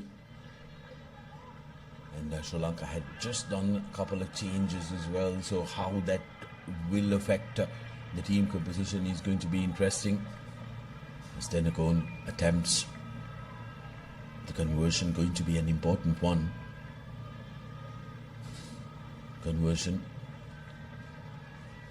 doesn't find the mark, so the score will remain at 7 points to 12. Another look at that. Jansen with the quick offload. He had 3 men to pick from, and Delish Kadange putting in the dive for good measure. What an addition he's been to the Sri Lankan outfit in this second leg. As play has recommenced. Ball goes into touch, so it will be a line out. Good restart by Sri Lanka. Kavinda Pereira, the skipper, barking instructions from the bench. He's been taken out.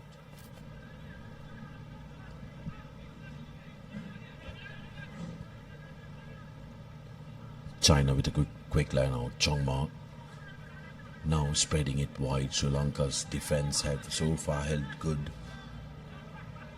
That time Dinale Kanayaka missing his man.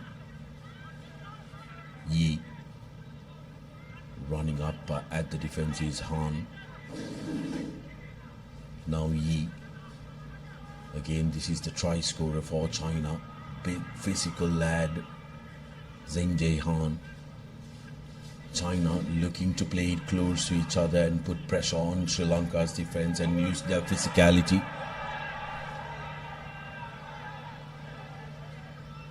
That bars, crowd not agreeing, but referee says play on. Here's an opportunity. Player not rolling away. Akash Madhushankar in traffic there. China now. Zheng.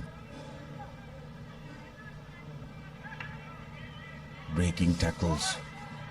Ball available outside. Yi to the try scorer. Makes it available. Opportunity for Sri Lanka. Dange puts ball to boot and there is a collision. Penalty quickly taken by Chongma. Ankle tap. Rugby ping pong going on here. Absolute pinball. Zheng carrying it. Chongma looking for options. The conditions are really testing the athletes here. China throwing everything in the kitchen sink at Sri Lanka to try and get into the lead. Looking at the shorter side, but Akash Madhushankar is privy to that.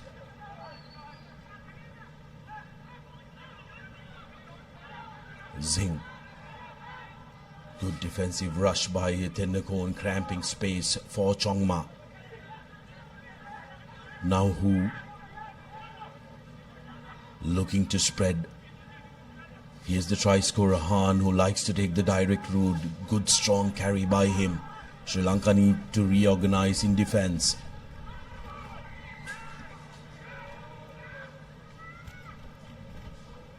Nehan Bulatsingalage sought approval and then went and pounced on that. China getting, seems like they are getting a very much needed breather. It's very difficult, humid conditions despite the rain, Abdullah. Even the local lads are feeling it. Absolutely, and the amount of defensive work Sri Lanka has done in this half, Sudarshana, unknown to us, about 5.5 minutes have gone in this second half. The majority of that time Sri Lanka have been defending.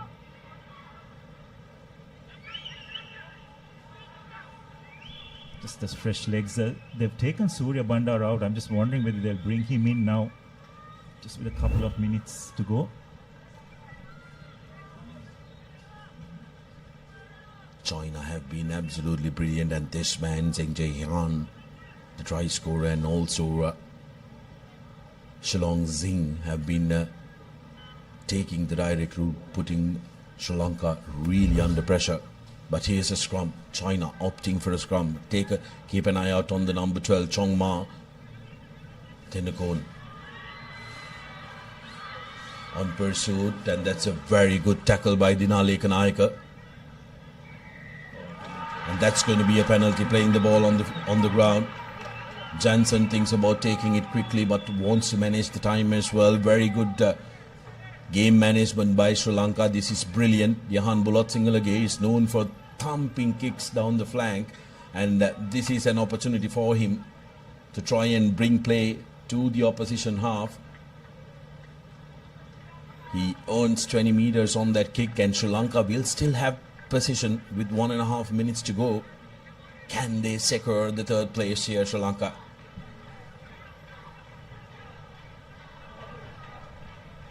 Yes, what that has done is it's also run the clock down a little bit. Good line out from Sri Lanka despite the height disadvantage. Here's a long cutout pass, trying to get away. Gayan Pereira takes two men into contact. Ball available for Jansen. Here's Tennakon to Madhushankar. Madhushankar shows and goes. Bulat Singalage seals that off. Tennakon. Jansen puts the ball to boot. And here's Dabare looking to collect, and he will go the distance. Will not be caught. Dabare will touch down for Sri Lanka's winning try, and will seal the deal, and spot number 3 for Sri Lanka in the home leg. Brilliant. That's fresh legs on the field. But wonderful bit of vision. I think it was Gayan Pereira who executed that kick ahead. China did not have anyone at the back. And a wonderful chase by young Dabare. Conversion is successful.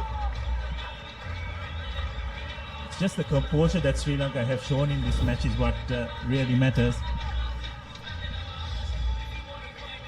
Take a look at that lovely collection by Dabare. Going, and Hero's big smile on his face, and this was a grudge match for Sri Lanka. Last leg, same game, third place player of Sri Lanka thought that they should have had it. But today in the morning they put in a superior performance.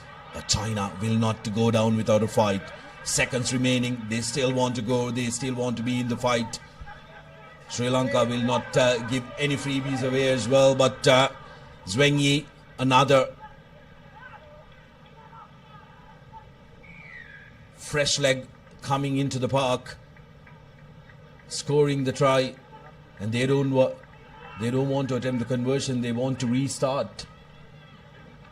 Is there any more time left? And has the best buzzer gone on? And well,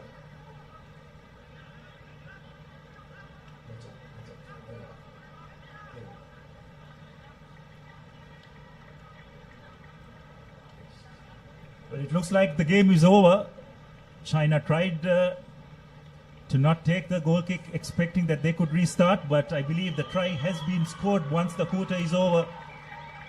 So consolation conversion, and it's Sri Lanka who have managed to clinch third spot in this second leg of the Asian 7 series.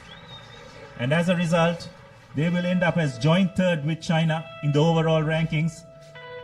Absolutely brilliant performance by Sri Lanka, and that's your full-time score. 19 points to 14 in favor of the hosts.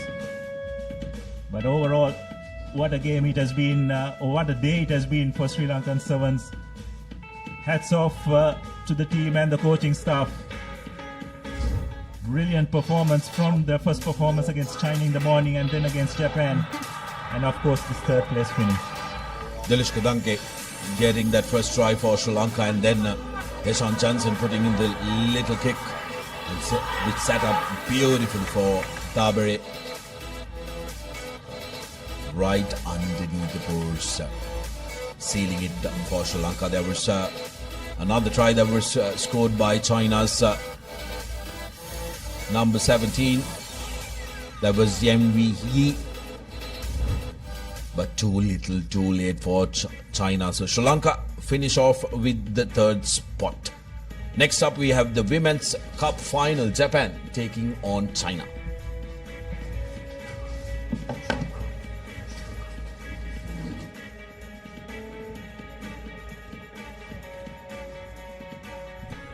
Big game coming your way. The finals of the women's category here at the racecourse in the Asia Rugby Emirates 7 Series. Second leg in Colombo. Koide, Susumi, Saigesu, Hirano, Utsumi, Bodman, Otani, Akita, Nagata, Mizutani, Yazaki, Matsuda, and Konishi for Japan. Sugan, Seun, Chen, Zhojin, Zifei, Yan, Yutong, Jiajia, Jia Yi, Li, Jia Yun, Fang Yu, and Jian for China.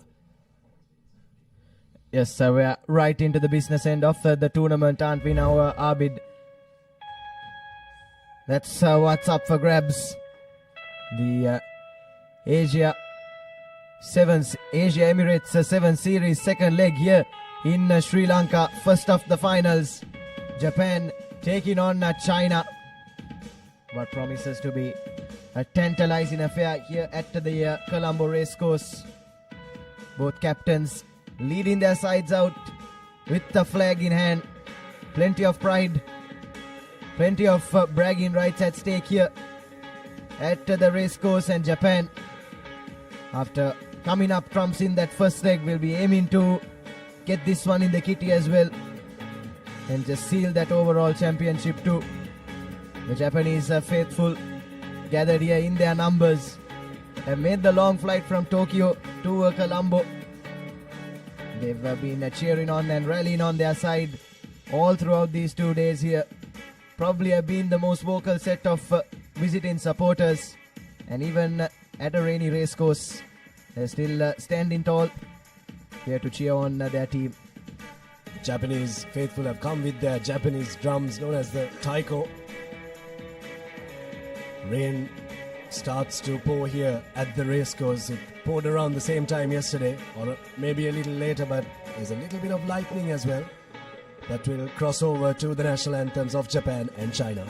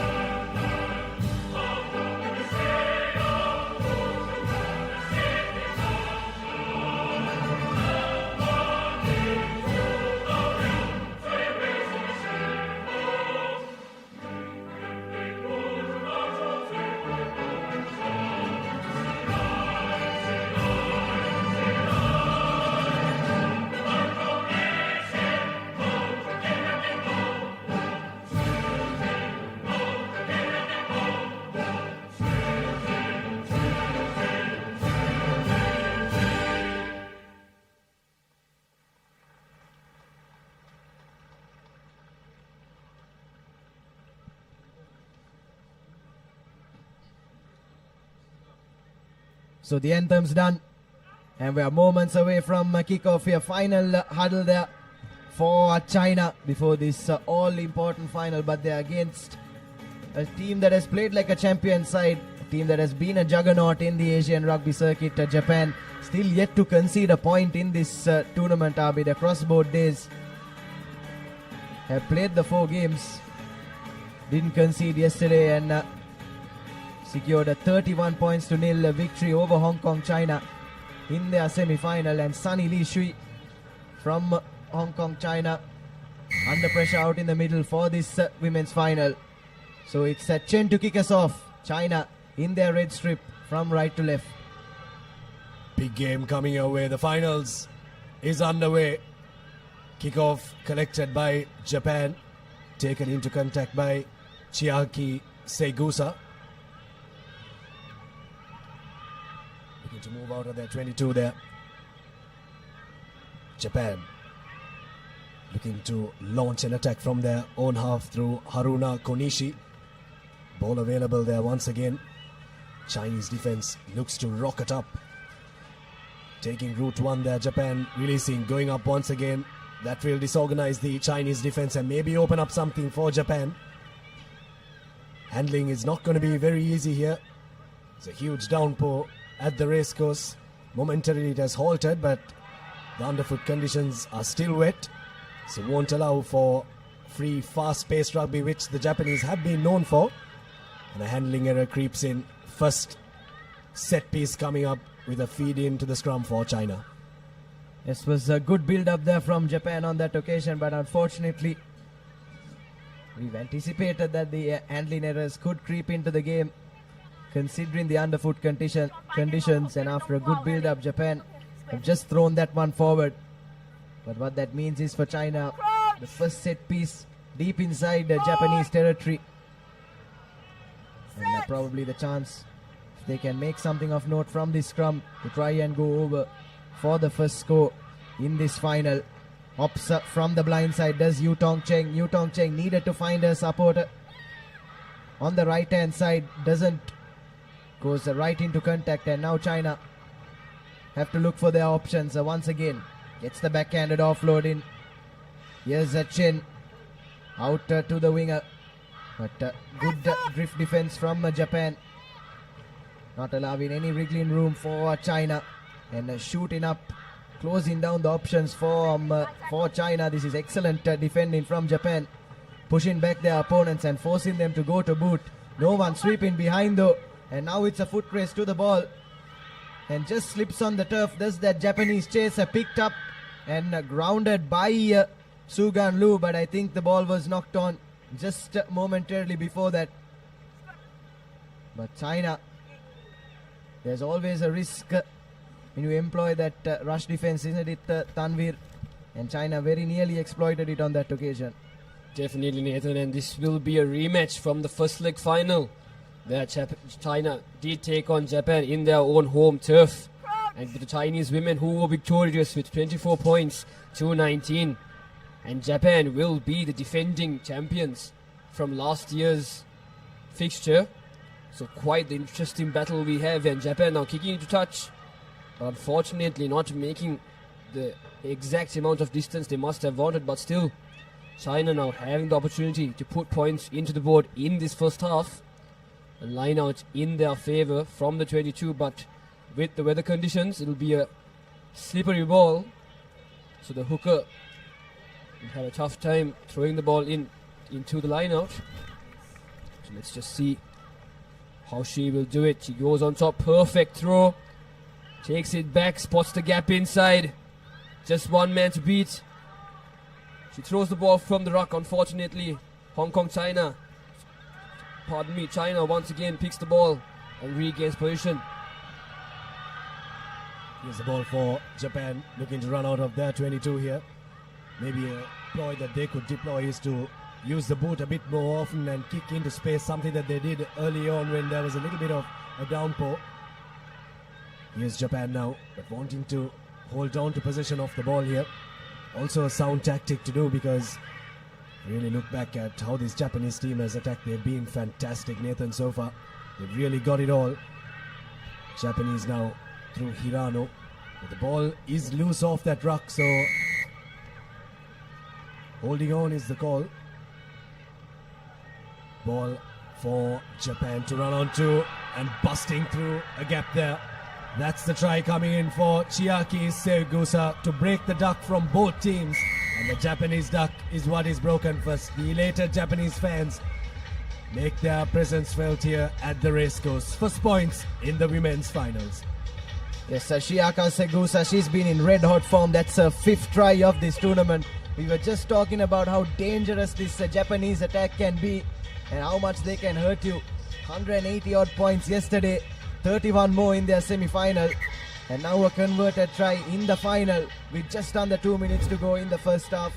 Japan in some red hot form, and just all they need is a sniff. All they need is a slight error from their opponents, and they can turn defense into attack in a flash, and that's exactly what they did through their speedster Chiaki Segusa, and look what it means to the Japanese faithful.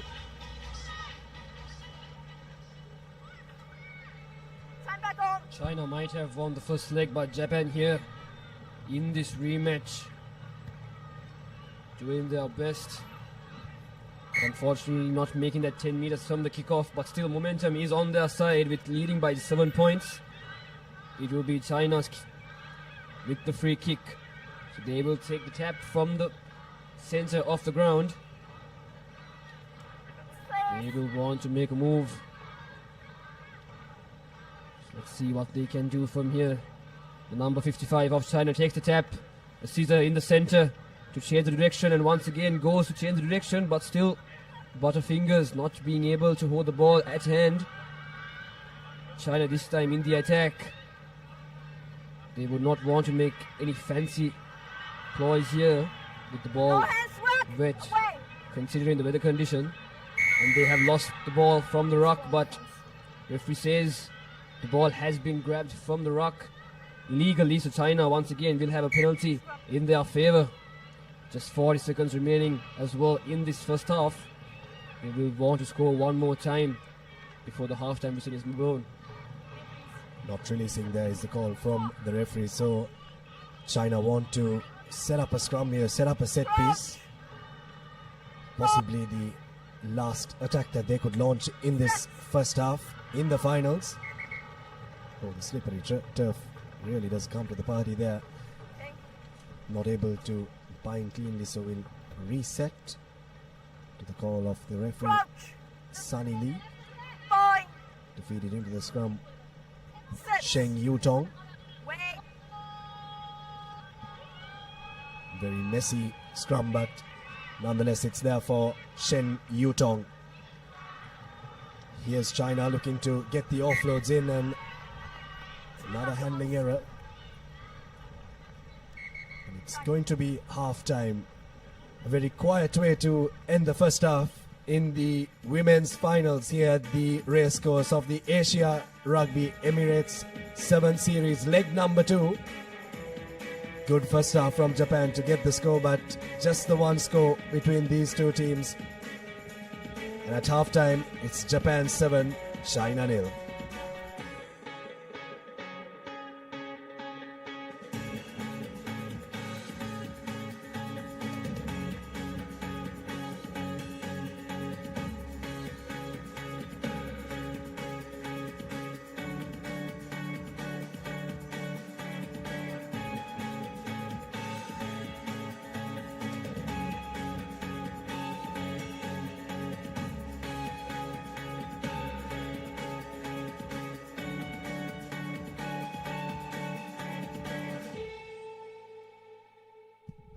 So welcome back to the race course. We've had our first 7 minutes in the ladies final. So we take a look at the first half highlights. Japan doing what they do best, taking that quick tap and sending Chiaki Segusa right down the middle on her way to stroll over for the only score in that first half. But apart from that, it's been some good defensive efforts from Japan, hasn't it, Abid? As we take a look at what's coming up next, the showpiece of this tournament, the final, Hong Kong, China taking on Japan. Hong Kong, China coming into this one, having taken the honors in that first leg. And I'm sure Japan will have plenty to say about that. And all that action live soon after this next 7 minutes. Kick off from, or restart rather, from Japan. And the assistant referee has spotted something. And it's a penalty for China.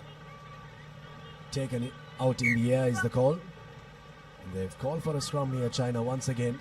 Wanting to settle things down, take a set piece. Try to get an attack going here. The Chinese travelling down to Sri Lanka for the second leg. 12 women's teams, 12 men's teams, and these are the final two teams standing in the women's category. Here's the live wire for China, looking to spark something. Shen Yutong. Cutting back on the angle is Lu Sugan. Still in their own half, China need to break their duck here and not allow Japan to score next, and they need to be the team to score if they are to stay in contention in this game. It's been all about defense so far, Nathan. Good defensive performance from Japan and China. Not very easy conditions to play fast-flowing sevens rugby, and that's a tactic that you'll have to deploy when you can't really get past the first line of defense, and the Chinese defense is right up there. Zhou Si-yuan for China, making her presence felt in defense, but here's a chance for Japan to maybe get another score. No clear release there, hands on the ground is the call. Here's Japan. Savannah Bodman has really been one of the players that has sparked a lot for Japan. Good defense. Oh, that's going to be a try for Japan. Mei Otani scores the try for the Japanese. 12 points to nil now, Nathan. The Japanese faithful are really elated. Yes, this is exactly what you expect in sevens rugby, and it's a fifth try as well for Mei Otani. But some classic seven stuff, good continuity of play from the Japanese, keeping the ball alive, getting their offloading game right, which is really commendable considering the conditions as well. Unfortunately, conversion goes a begging, but it's Japan now, 12 points ahead with 4.5 minutes left to play. And there I say, one hand already on that trophy. There you have a look at the replay. Lovely supporting line run there by Otani. All she needed to do was dot down for the try, and that's exactly what she did. And Japan now 2 scores to the good. Japan doing very well in this game, in this final, leading by 12 points to 0 in this second half. Starting with the kickoff once again, but not collected cleanly, but is knocked back, referee says, to China now in the attacking position in their own half. The weather condition not looking very good here in Colombo, but still China trying to run with the ball, but Japan with a thumping tackle, pushing the attacking line of China backwards, and they have gotten a penalty. Holding on is the call, taken quick from number 6 of Japan, just 5 meters away now, looking for support. Sends it, tries to send it out on the wide, but unfortunately the Japanese team fumbles it. Knocked back is the call once again. The number 10 of Japan has the try line on sight. She picks it up, and it's a try from the number 2 of Japan, Honoka Sutsumi. Does it for her team and scores the 3rd try in this game. And as you said, Nathan, they already had one hand on the trophy, but this time it'll be very comfortable with 17-point lead and 2 points to follow. But can they convert it? Unfortunately cannot, but still the lead is very comfortable, Abid, as well. 17 points to 0 is the call, and here we have the replay of it. The pickup from the number 10 of Japan, hitting that gap, making her way almost towards it, and just assists her teammate to pick up the ball to go over the line. 17-0. A little bit of lightning around the racecourse stadium, spreading some light on this Japanese team, but we really do hope that it doesn't continue. that we can have the finals, but this Japanese team is really something else, aren't they, Nathan? Really have got it all. Restarts, defense, attack. They've really been the best team in the women's category, and you really have to take your hat off to them. Not allowing a team to score in sevens rugby is not easy in any game, let alone a tournament. And this Japanese team in defense have not allowed any team to cross their line, and even in the finals no team has been able to score so far. China will want to try and break that, but the Japanese don't seem like they want to allow that. Here's the try coming in for the Japanese. Another one. That's going to be the fourth try. It's Sakura Mizutani. Yes, Japan. Free flow in rugby. It's beautiful to watch, isn't it, Abid? And Sakura Mitsuani goes over for her third try in this leg. And just touching on this Japanese side, would have been difficult to try and better what the performance that they put in that first leg, coming out champions. But they've somehow managed to do that, and they're playing like a real champion side here at the racecourse in this second leg. Once again, lovely continuity of play. Got their offloading in, and Mizutani, all she needed to do was run straight through the gap and go over. And Japan yet to concede a point in this second leg of the 7 series. Just 1 minute left in the final. And China haven't really come out of their own half in this final, and that just tells you how good this Japanese outfit has been. Played like a champion side from the first whistle yesterday. Definitely, as we see Japan winning a penalty and taking the quick tap, but they have fumbled, unfortunately. But Nathan, as you said, a commendable champion side this team has been. Still no team worthy of scoring against them as well. And as we see this final, China not being able to even make it to the Japanese red zone, and Japan lead this game 22 points to 0, and only 22 seconds remaining as well. But China, they will want to redeem themselves, at least by scoring one try in this game. Whatever time they have left, not in the best places as well in this ground, still in their own red zone. Well defended from the scrum off the Japanese team, and that will be a turnover for Japan. Taking the quick tap once again, looking for the space, hits to the gap, the number 11, and a well supported play from the number 9 of Japan, Hana Nagata. Just tremendous work from her to come in that supportive line to score that try and just to add to that lead. The party may have partially started in the Japanese camp.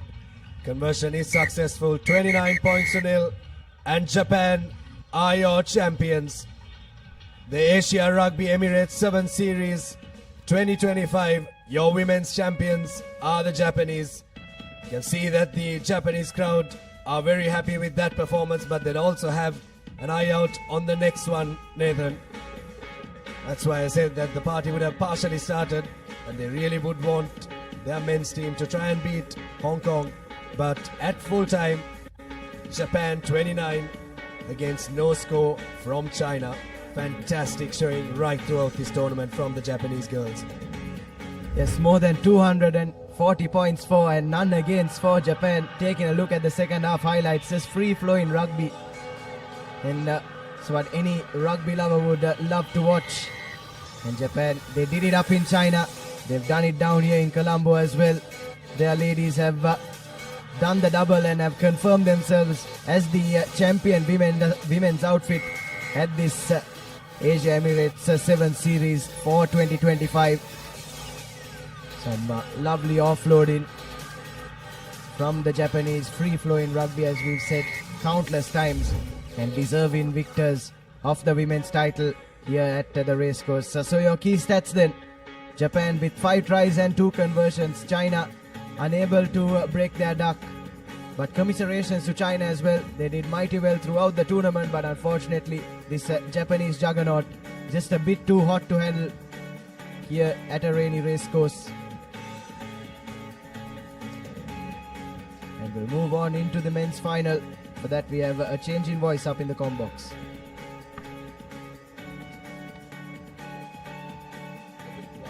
Rugby Emirates 7 Series Colombo leg. Hong Kong, China taking on Japan. Live from Racecourse Stadium, Colombo. And we are in for a treat. The top two nations in Asia when it comes to sevens rugby are going to go ahead each other. Hong Kong, China consisting of Makalo, Nadoni, Ezono, Denmark, Sayers, Combs, Ricard, Christie, Phillips, Bourne, Brienne, Fung and Liam Herbert. Japan, Taki, Takamoto, Ochi, Yumera, Ogita, Miyasaka, Takamechi, Joan, Roido, Toma, Sharoto, Koga and Jisoo Lee making up that squad for Japan. So thanks for that, Sudarshan. As we see both teams taking the field. In that first leg, it was Hong Kong who came out on top, and there's no doubt that this Japanese team will be desperate to make amends for that, as well as following the footsteps of their women who came up with a commanding victory over China in the women's final. So Japan will be eagerly looking forward to making it a double. The Japanese women's team have been absolutely phenomenal, haven't they? They've been absolutely top-notch. Abdullah, winning both the legs is one thing, but going this entire leg without their line being crossed is fabulous. As we line up for the national anthems, there is a little bit of lightning. But now we will cross over for the national anthems of Japan and the People's Republic of China.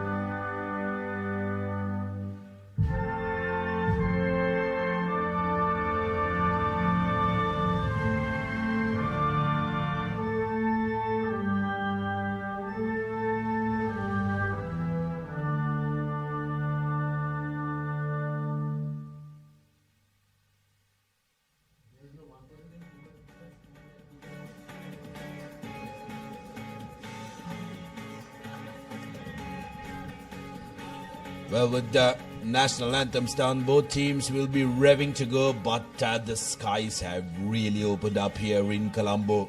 Heavy down for the final. Hong Kong definitely, Abdullah, has been the strong favourite coming into this final, but this massive downpour can be the greatest leveler when it comes to the shorter format of the game. One slip here, one slip there. Japan could really claw their way into this game. There's no doubt about it that Hong Kong are coming as favourites. But as you very correctly said, Sudarshana, the weather conditions could be a real leveler. Q Shengang will officiate this final. Kick-off from Hong Kong, changing directions last minute.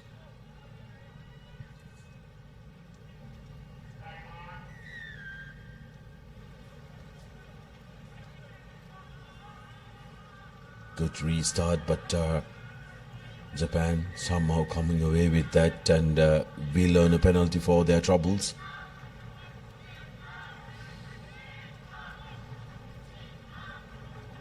It's interesting. Looks like Japan will just try and slow the game down a bit. They received a real scare in that semi-final against Sri Lanka, didn't it, Sudarshana?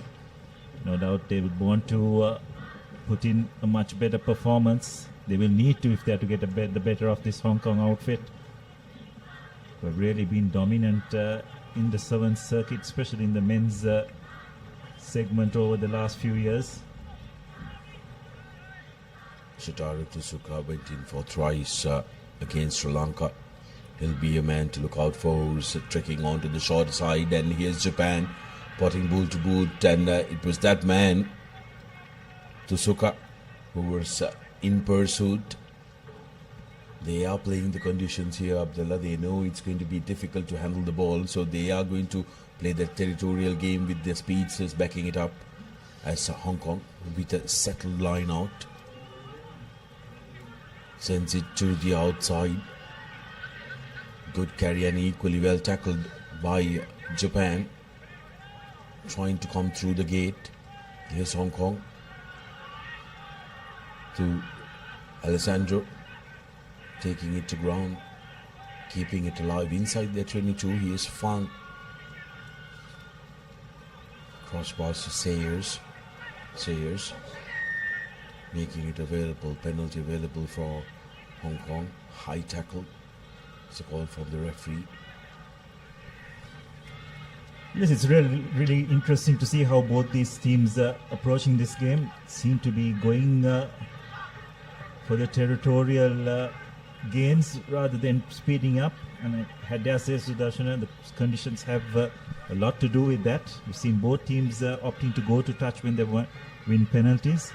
That's a monstrous touch from Hong Kong within their own 22, getting into the opposition 40. Important line out here for the men in white. Phillips gives it to Sayers rather. Brienne. Ball is brought to ground. Fong acting as halfback. Good defensive work from Japan, but that's a brilliant run, creating space for Herbert inside the 22 meters. Finds supports in the form of Brienne. Out to Alessandro. Space for Sayers. Harry Sayers breaks the first tackle, and he will go for the first try of the final for Hong Kong. Harry Sayers touching down for Hong Kong, and just like that they are in the lead. It's just wonderful control of possession. Japan just probably missing a couple of crucial first-time tackles. You got to get the player onto the deck and try and create a ruck situation, but that wasn't the case. Conversion is successful. So Hong Kong going to a 7-0 lead, and as we can see, the Japanese defender just lost his footing and just couldn't get into good position to make that tackle. And Sayers was just strong enough to evade that attempt and go for the first score of this final. Big strong leg, Harry Sayers getting the job done for Hong Kong, and their restarts have also been sublime. Julian Byrne has a monstrous boot underneath him. He's the one who got Hong Kong from their own 22 into the opposition 40, which resulted in a try on the other end of the field.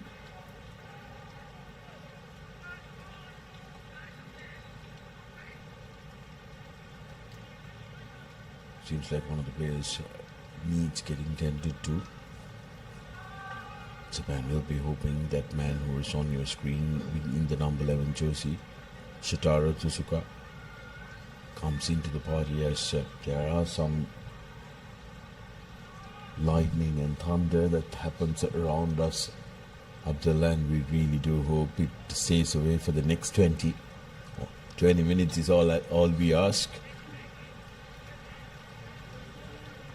Yes, the rain has really picked up as well just before this final.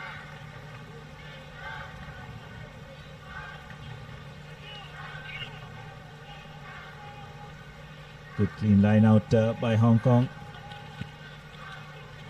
Said again, acting as a ball carrier, and that's what a wet ball can do. Julian Burton normally very safe with the ball in hand, loses it forward. Opportunity for Japan now. 2 minutes to go till half time. If they can get a score here, that will really lift their spirits up. Yes, given the conditions, it's always going to be a really tight game. Defense is going to be crucial. It's a bit of conversation in the scrum.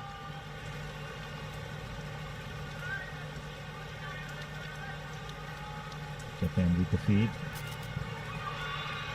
Here's a wraparound from Japan, losing their footing in the muddy underfoot conditions available for Japan. But referee deems the last player who was on the ground palmed that ball back.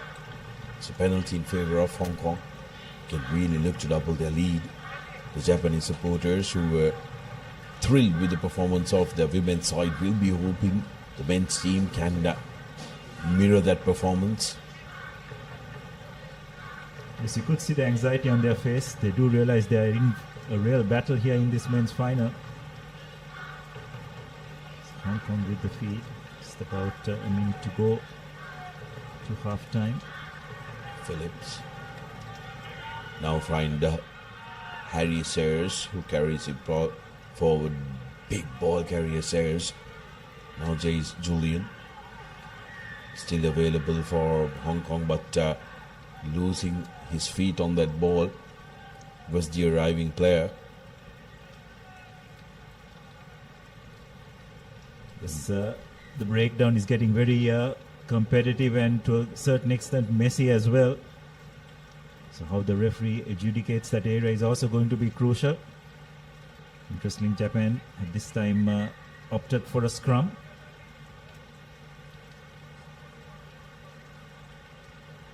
Subs are being brought on.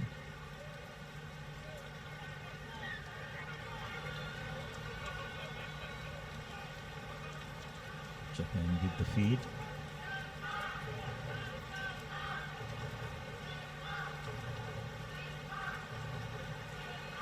Go on the short side. That's a wonderful turnover. Absolutely brilliant by Hong Kong. They got position again. Japan just drifting across. It's a good counter-attack, you'd have to say, by Japan. And winning the penalty as a result. Yeah, they are pumped. Very good work from Japan. Great contest, one-on-one, physically there. And they win the penalty. Important penalty here for Japan. Interesting to see what they will opt to do.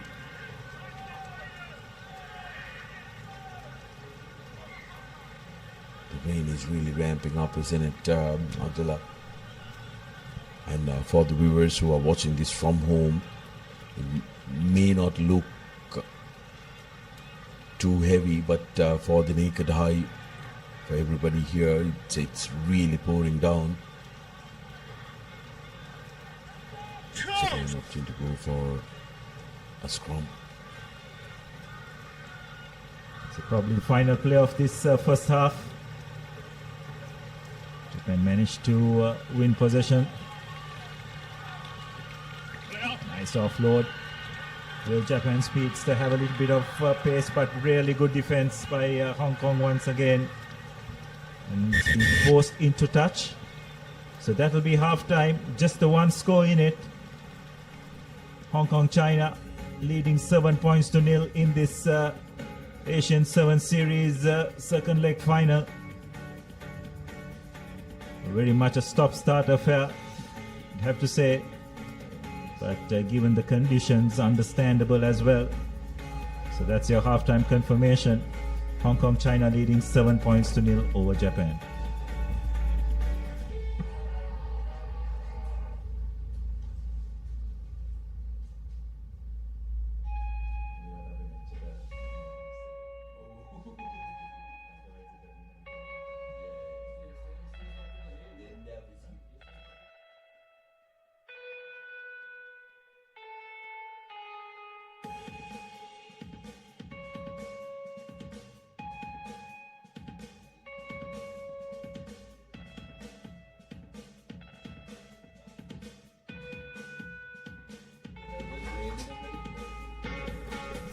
Welcome back to the live action brought to you from Racecourse, the business end of the tournament, and the big one, the men's final.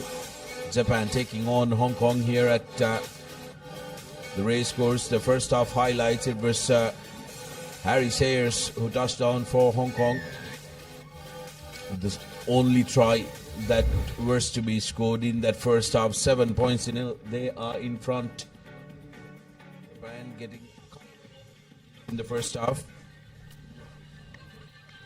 but haven't been able to capitalize and get any scores on them. But they definitely, Abdullah, without any hesitation or doubt, have had the loudest and the most enthusiastic fans from the visiting teams. Oh, definitely, and it's just great to see the way they are getting behind their team. And more often than not, the team has definitely lived up to their expectations. Just about to recommence the second half. Again, Hong Kong really proficient at kickoff time. Hong Kong with the collection, and now we'll put ball to boot, calling on the speedsters, and that's a massive territorial gain for Hong Kong. Well, that's just playing the conditions, isn't it, Sudarshan? And that's experience. Just putting the pressure right back on Japan, forcing them to run from virtually their own goal line. Not to mention the pressure that they could apply from this line out as well. Japan goes to the back beautifully, collected by Japan, and referee penalizes Hong Kong for the entire line being offside, the backs being offside. Opportunity really for Japan to really get into the opposition half with ball in hand, this touch finder inside their own, but they will take those 20 meters.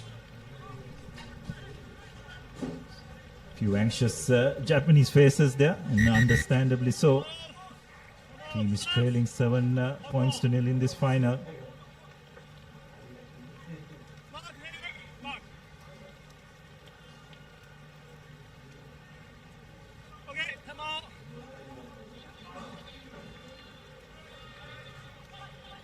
Japan with the throw-in, going long, really well executed. Again, referee has his hands out for a penalty. Probably the Hong Kong defense not staying 10 meters. Here's Japan looking for options. Lovely bit of offloading. Need to rush it up, Japan. Rodayu breaks the tackle and just loses his footing. The offload is knocked back, says the referee. Still available for Japan, who wins it. Need to send it out before the defense organizers. Christie looking to trouble the Japanese, but here's Soko. Slippery conditions, wet conditions have made it a real brawl here. Japan taking it quickly, taking the straight up route is Ogita, but he's penalized. Yes, I just don't think that was the correct option. Sudarshana needed to spread the ball out wide. He'd probably feel that emotion got the better of him taking the ball into contact. Didn't have the players to support him there in terms of getting that clean out. And as a result, a reprieve for Hong Kong.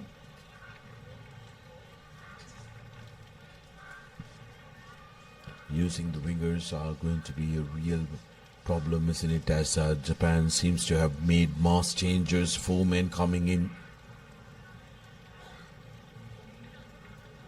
They're looking at injecting some pace. The heavy legs after running on these very soggy underfoot conditions would be taking a toll on the players. So the fresh legs will want to make sure that they inject some pace into this Japanese attack.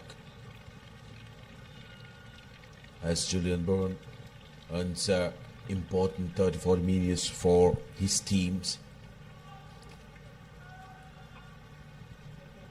This game is turning out to be extremely tactical in the way it's being approached. Both teams trying to eliminate whatever risks. The front peel from Hong Kong, Phillips. The ball carrier available for Hong Kong now. Here's Julian to Sayers. Sayers puts ball to boot. Christie in the corner. Christie has the pace, but ball is faster to the touchline. Japan that time was happy to let the ball bounce into touch and slow things down. They want to try and get themselves composed, but this is a great opportunity, Abdullah. 3 men who just walked in to the middle has energy and also will want to try and exploit any weak links of this Hong Kong outfit at this last quarter of the game. Absolutely, and this is where those fresh legs could make a difference. But so far, you'd have to say the way Hong Kong has managed this game has been brilliant. Just trying to play the game in the correct parts of the field. Making sure that it's Japan who has to do all the running.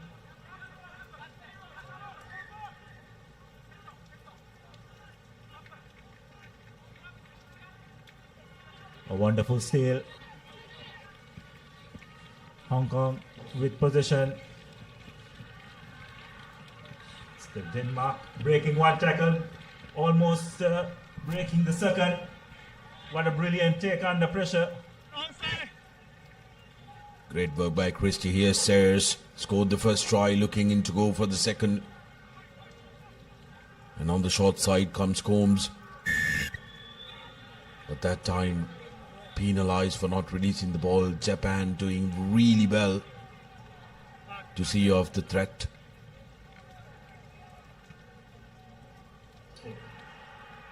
Taking it quickly and dropping it cold. Japan, lack of concentration there. I'm not sure what he was trying to think, because he was trying to take the tap and then kick it off. Abdullah, if the penalty was sent into touch, they would have at least have the reprieve of an exit from their red zone. Yes, it's hard to think what he was trying to do. It's been adjudicated as a knock-on. Not quite sure whether it was the case. Did strike his foot before going into touch. Thought he was trying to just put a kick ahead, but looks like he had lost control of the ball. So as a result, the referee deciding that it was a knock-on. Here's Hong Kong. Christie, difficult to contender, dangerous with ball in hand, and Alessandro offloads, and that's opportunity spelled by Hong Kong, but will it be the opportunity that Japan has been looking forward to? In the corner, running all by himself with only Sayers chasing him. He's the Japanese winger and will touch down. That's the number 5 for Japan, and the crowd is up on their feet. Needed to come closer to the post so that the conversion would have been easier. But nevertheless, Japan will be delighted at the fact that they scored and did get a score. Nakano, the try scorer for Japan. And Hong Kong, just when they thought they scored a try, they concede on the other end. Yes, well, it just could come down to one final play here. Have Japan opted to take the kick at goal? Yes, they have. Struck well, what a conversion under pressure. 7 points all. And Sudarshana, just like that, this final has come alive. Just the final few seconds. And from their own goal line, Japan mounting an attack. Just for a moment there, Hong Kong defense caught napping. Restart from Japan. Here's Christie. Still on his feet, Christie takes 3 men to bring him down. Alessandro. Strong carrier of the ball, and he has been absolute workhorse for Hong Kong. Here's an opportunity. Breaking away.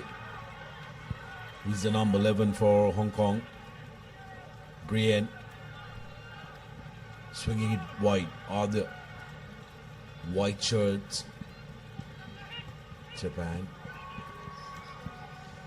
Kick and a chase. The ball stays. That's going to be a close one. I think the referee will have 2 things to look at. The touchline and also the grounding as the referee signals to the TMO.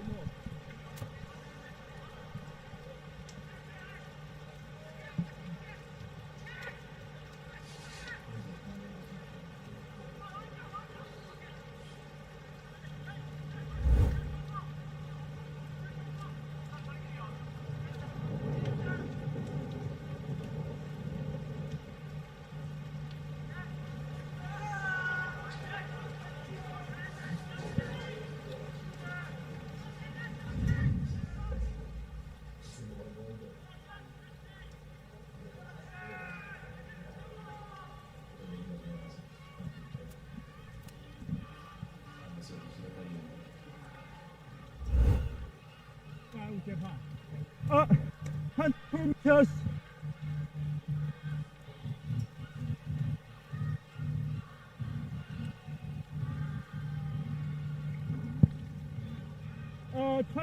Meters.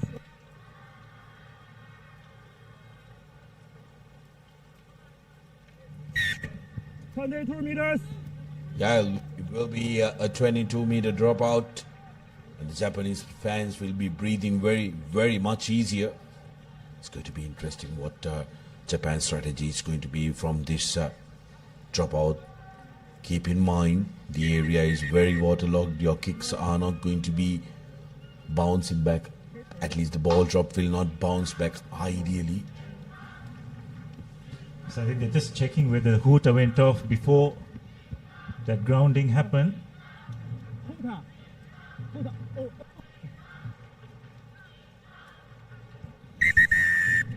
Yes, that's full time, so we will move into extra time and sudden death. Worthy final, Abdullah, despite the conditions, both teams battling it out.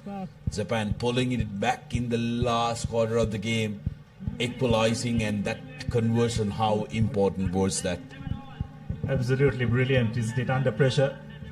We were just discussing whether they should take the conversion from that angle or just get back and take the kick off and try to win the ball back, but they took the punt and went over. Highlights of the second half as we take a look at what happened, and here's how Japan scored it. End-to-end rugby, and the Japanese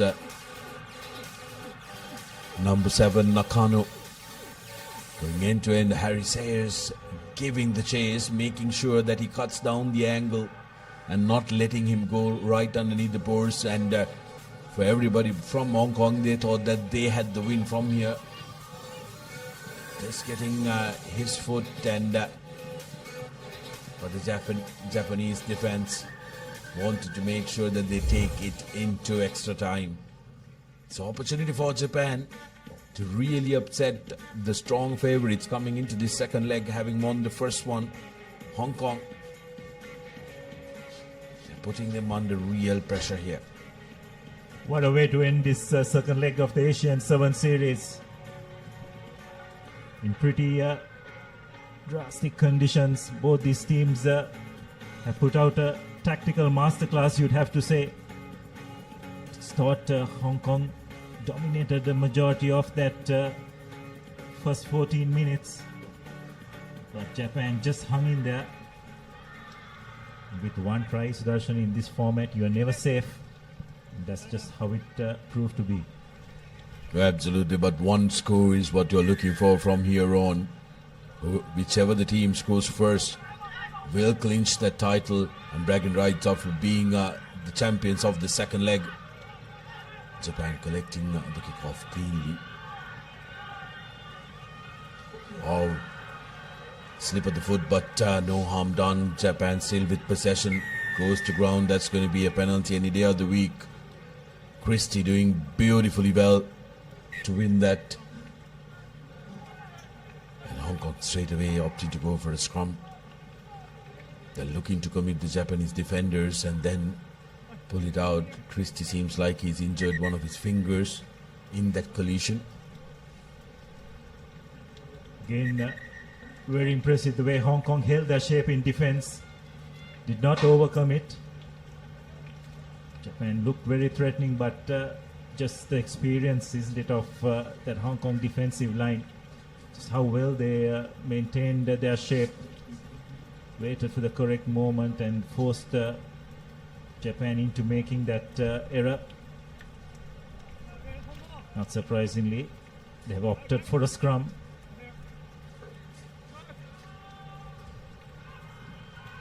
They're going to create a pedestal where they can attack from.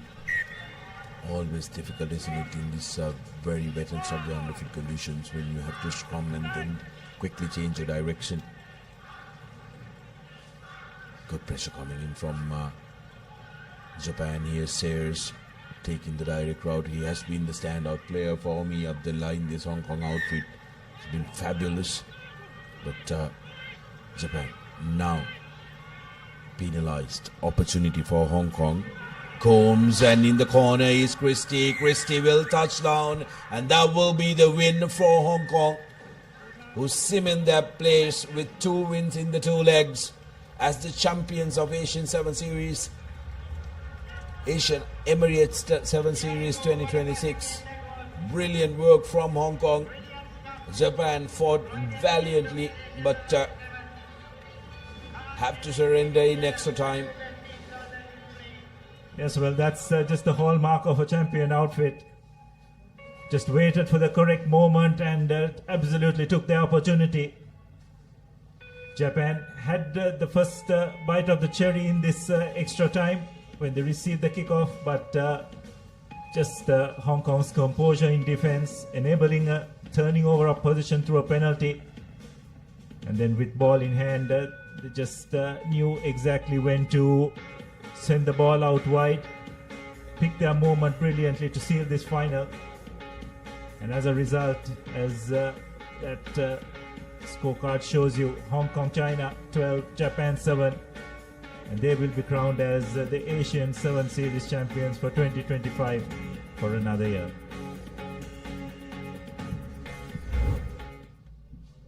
Highlights of the second half. This is how Japan equalized with the brilliant end-to-end score. Nakano, the man who got it, reversed that conversion which kept the game alive beyond that 40 minutes, with sudden death coming into play. Here's how, here was a moment that Hong Kong thought that they won it, but persistent defensive effort and tracking that ball, preventing them from doing it. Harry Sayers quickly taking it quickly, changes direction. Combs to Christie, who has been a very, very strong ball carrier and a runner for Hong Kong, who just got his finger mended before that, getting the winning score. 2 tries, 1 conversion for Hong Kong, China, and Japan just the converted try. 12 points to 7 is how it finishes in this all-important final Asia Rugby Emirates 7 Series 2025 winners. Hong Kong with this second leg victory as well. They had a convincing win in the final in the first leg, but a hard-fought victory in trying conditions, as you can see in the background, with the skies opening up and rain pouring down.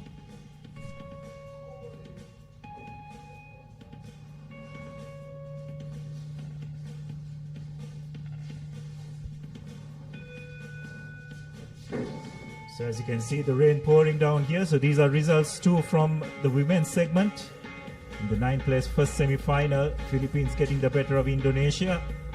Sri Lanka going down to Malaysia, 19 points to 24. India with a good victory over Singapore, 33 points to 5. The Emirates going down to Kazakhstan, 38 to 12. And in the first cup semi-final, it's Hong Kong, China going down rather tamely, you'd have to say, to Japan, 31-0. China in a close fought encounter, going down to a very impressive Thai women's team. And of course, in the 11th place final, Sri Lanka just managing to clinch that with a good victory over Indonesia, 38 points to 10.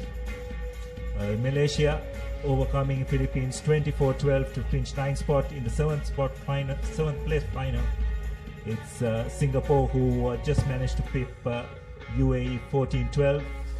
And in a closely contested 5th place final, Kazakhstan just getting the better of India. In the 3rd place final, Thailand managing to stave off a strong performance from Hong Kong, 10 points to 5. And of course, in that final, it was just one-way traffic with the very impressive Japanese team ending up as countable victors, 29 points to 0 over China. The Japanese team was absolutely impressive at not letting anybody cross their line as well, going on to becoming champions of both the legs.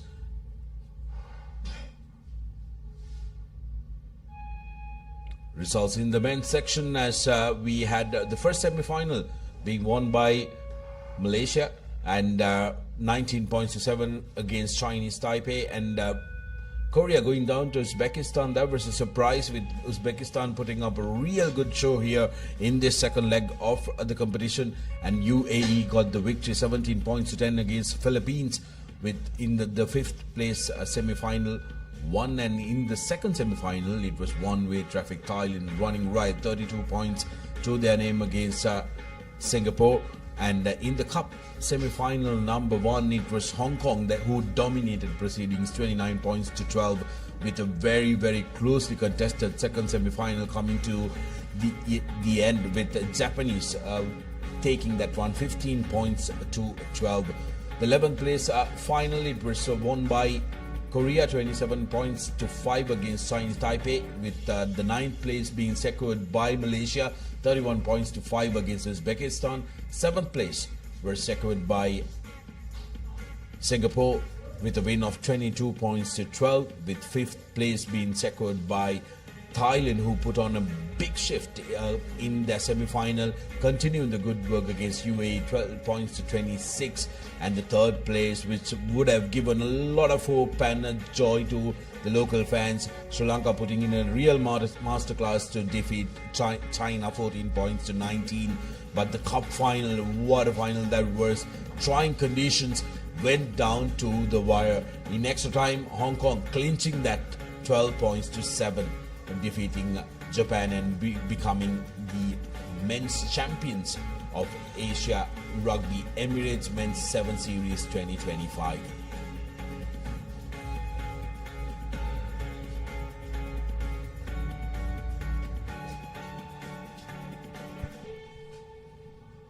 So the women's points table accumulated over the 2 legs. Japan winning comfortably with 40 points to their name, and China with 36 points.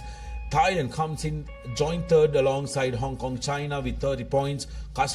Kazakhstan with 24 points, and India has been the most impressive out of the lot, haven't they? 20 points to their name. UAE with 14, Malaysia with 10, Singapore with 9, and Sri Lanka in the 10th position with 6, Philippines and Indonesia in 11th and 12th respectively with 5 points and 2 points to their name.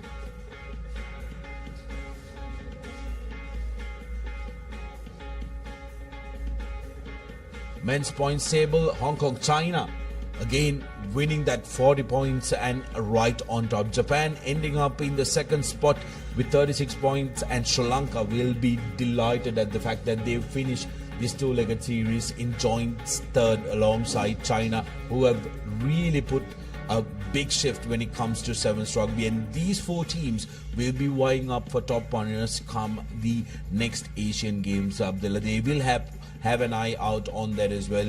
UAE in the 5th spot with 22 points will be happy with their performance. Malaysia in the 6th, but this side of the column, Thailand, Singapore, especially Korea, Chinese Taipei will be disappointed at the fact that they are languishing in 9th and 10th position, with Philippines dropping down to the 12th place. But Uzbekistan, I beg your pardon, the joint 10th place will be Chinese Taipei, Uzbekistan and Philippines, and Philippines will be very disappointed because they did have a formidable side a couple of years ago. Yeah, that's right. I thought Philippines' performance yesterday was really outstanding, but they just seem to taper off today. But overall, I think it's been a wonderful sevens series here in Sri Lanka. International sevens rugby returning to the country after over 6 years, and it's just brilliant what it has seen. The locals have definitely enjoyed the rugby, and I'm fairly sure all teams have enjoyed performing in front of them as well. Despite the conditions that have been prevailed over the latter part of both days, the rugby has been of top quality.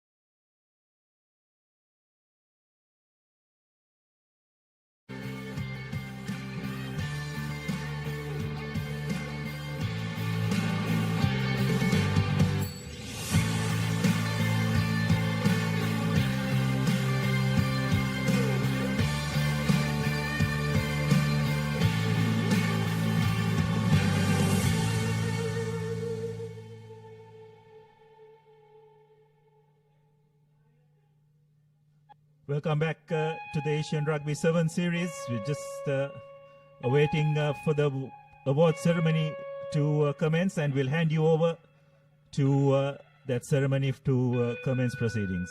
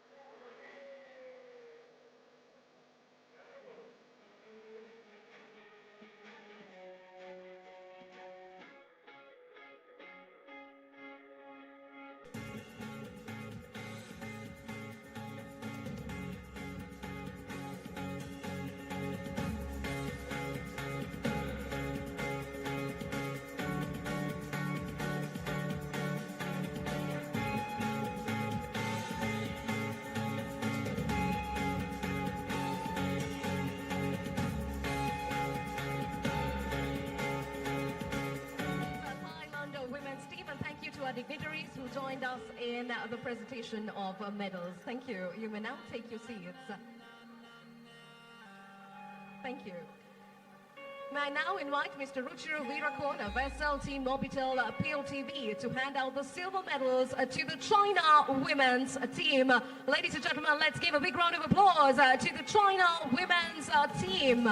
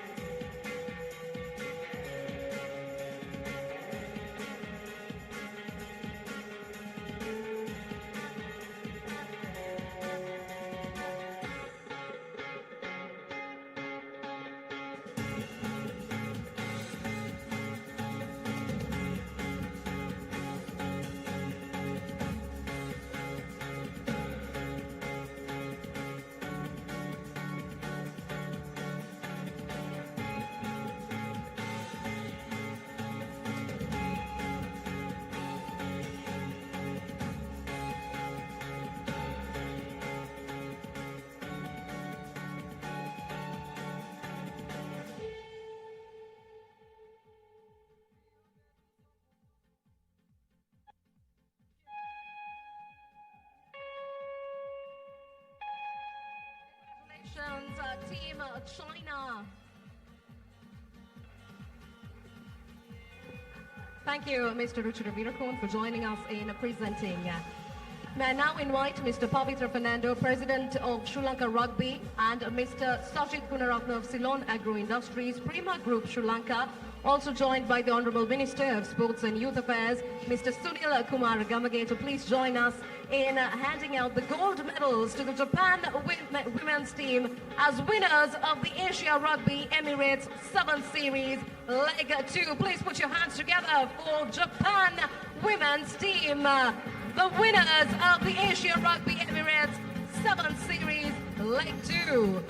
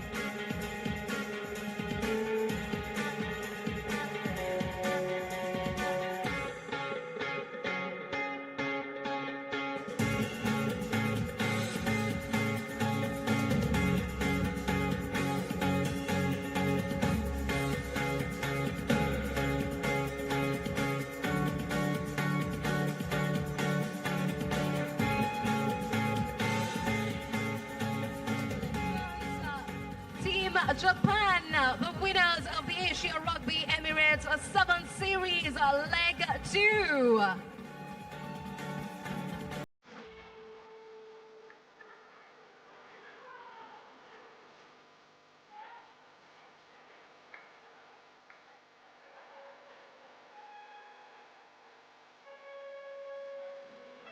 Ladies and gentlemen, let's give a big round of applause to Japan women's team, the winners of the Asia Rugby Emirates 7th Series Leg 2.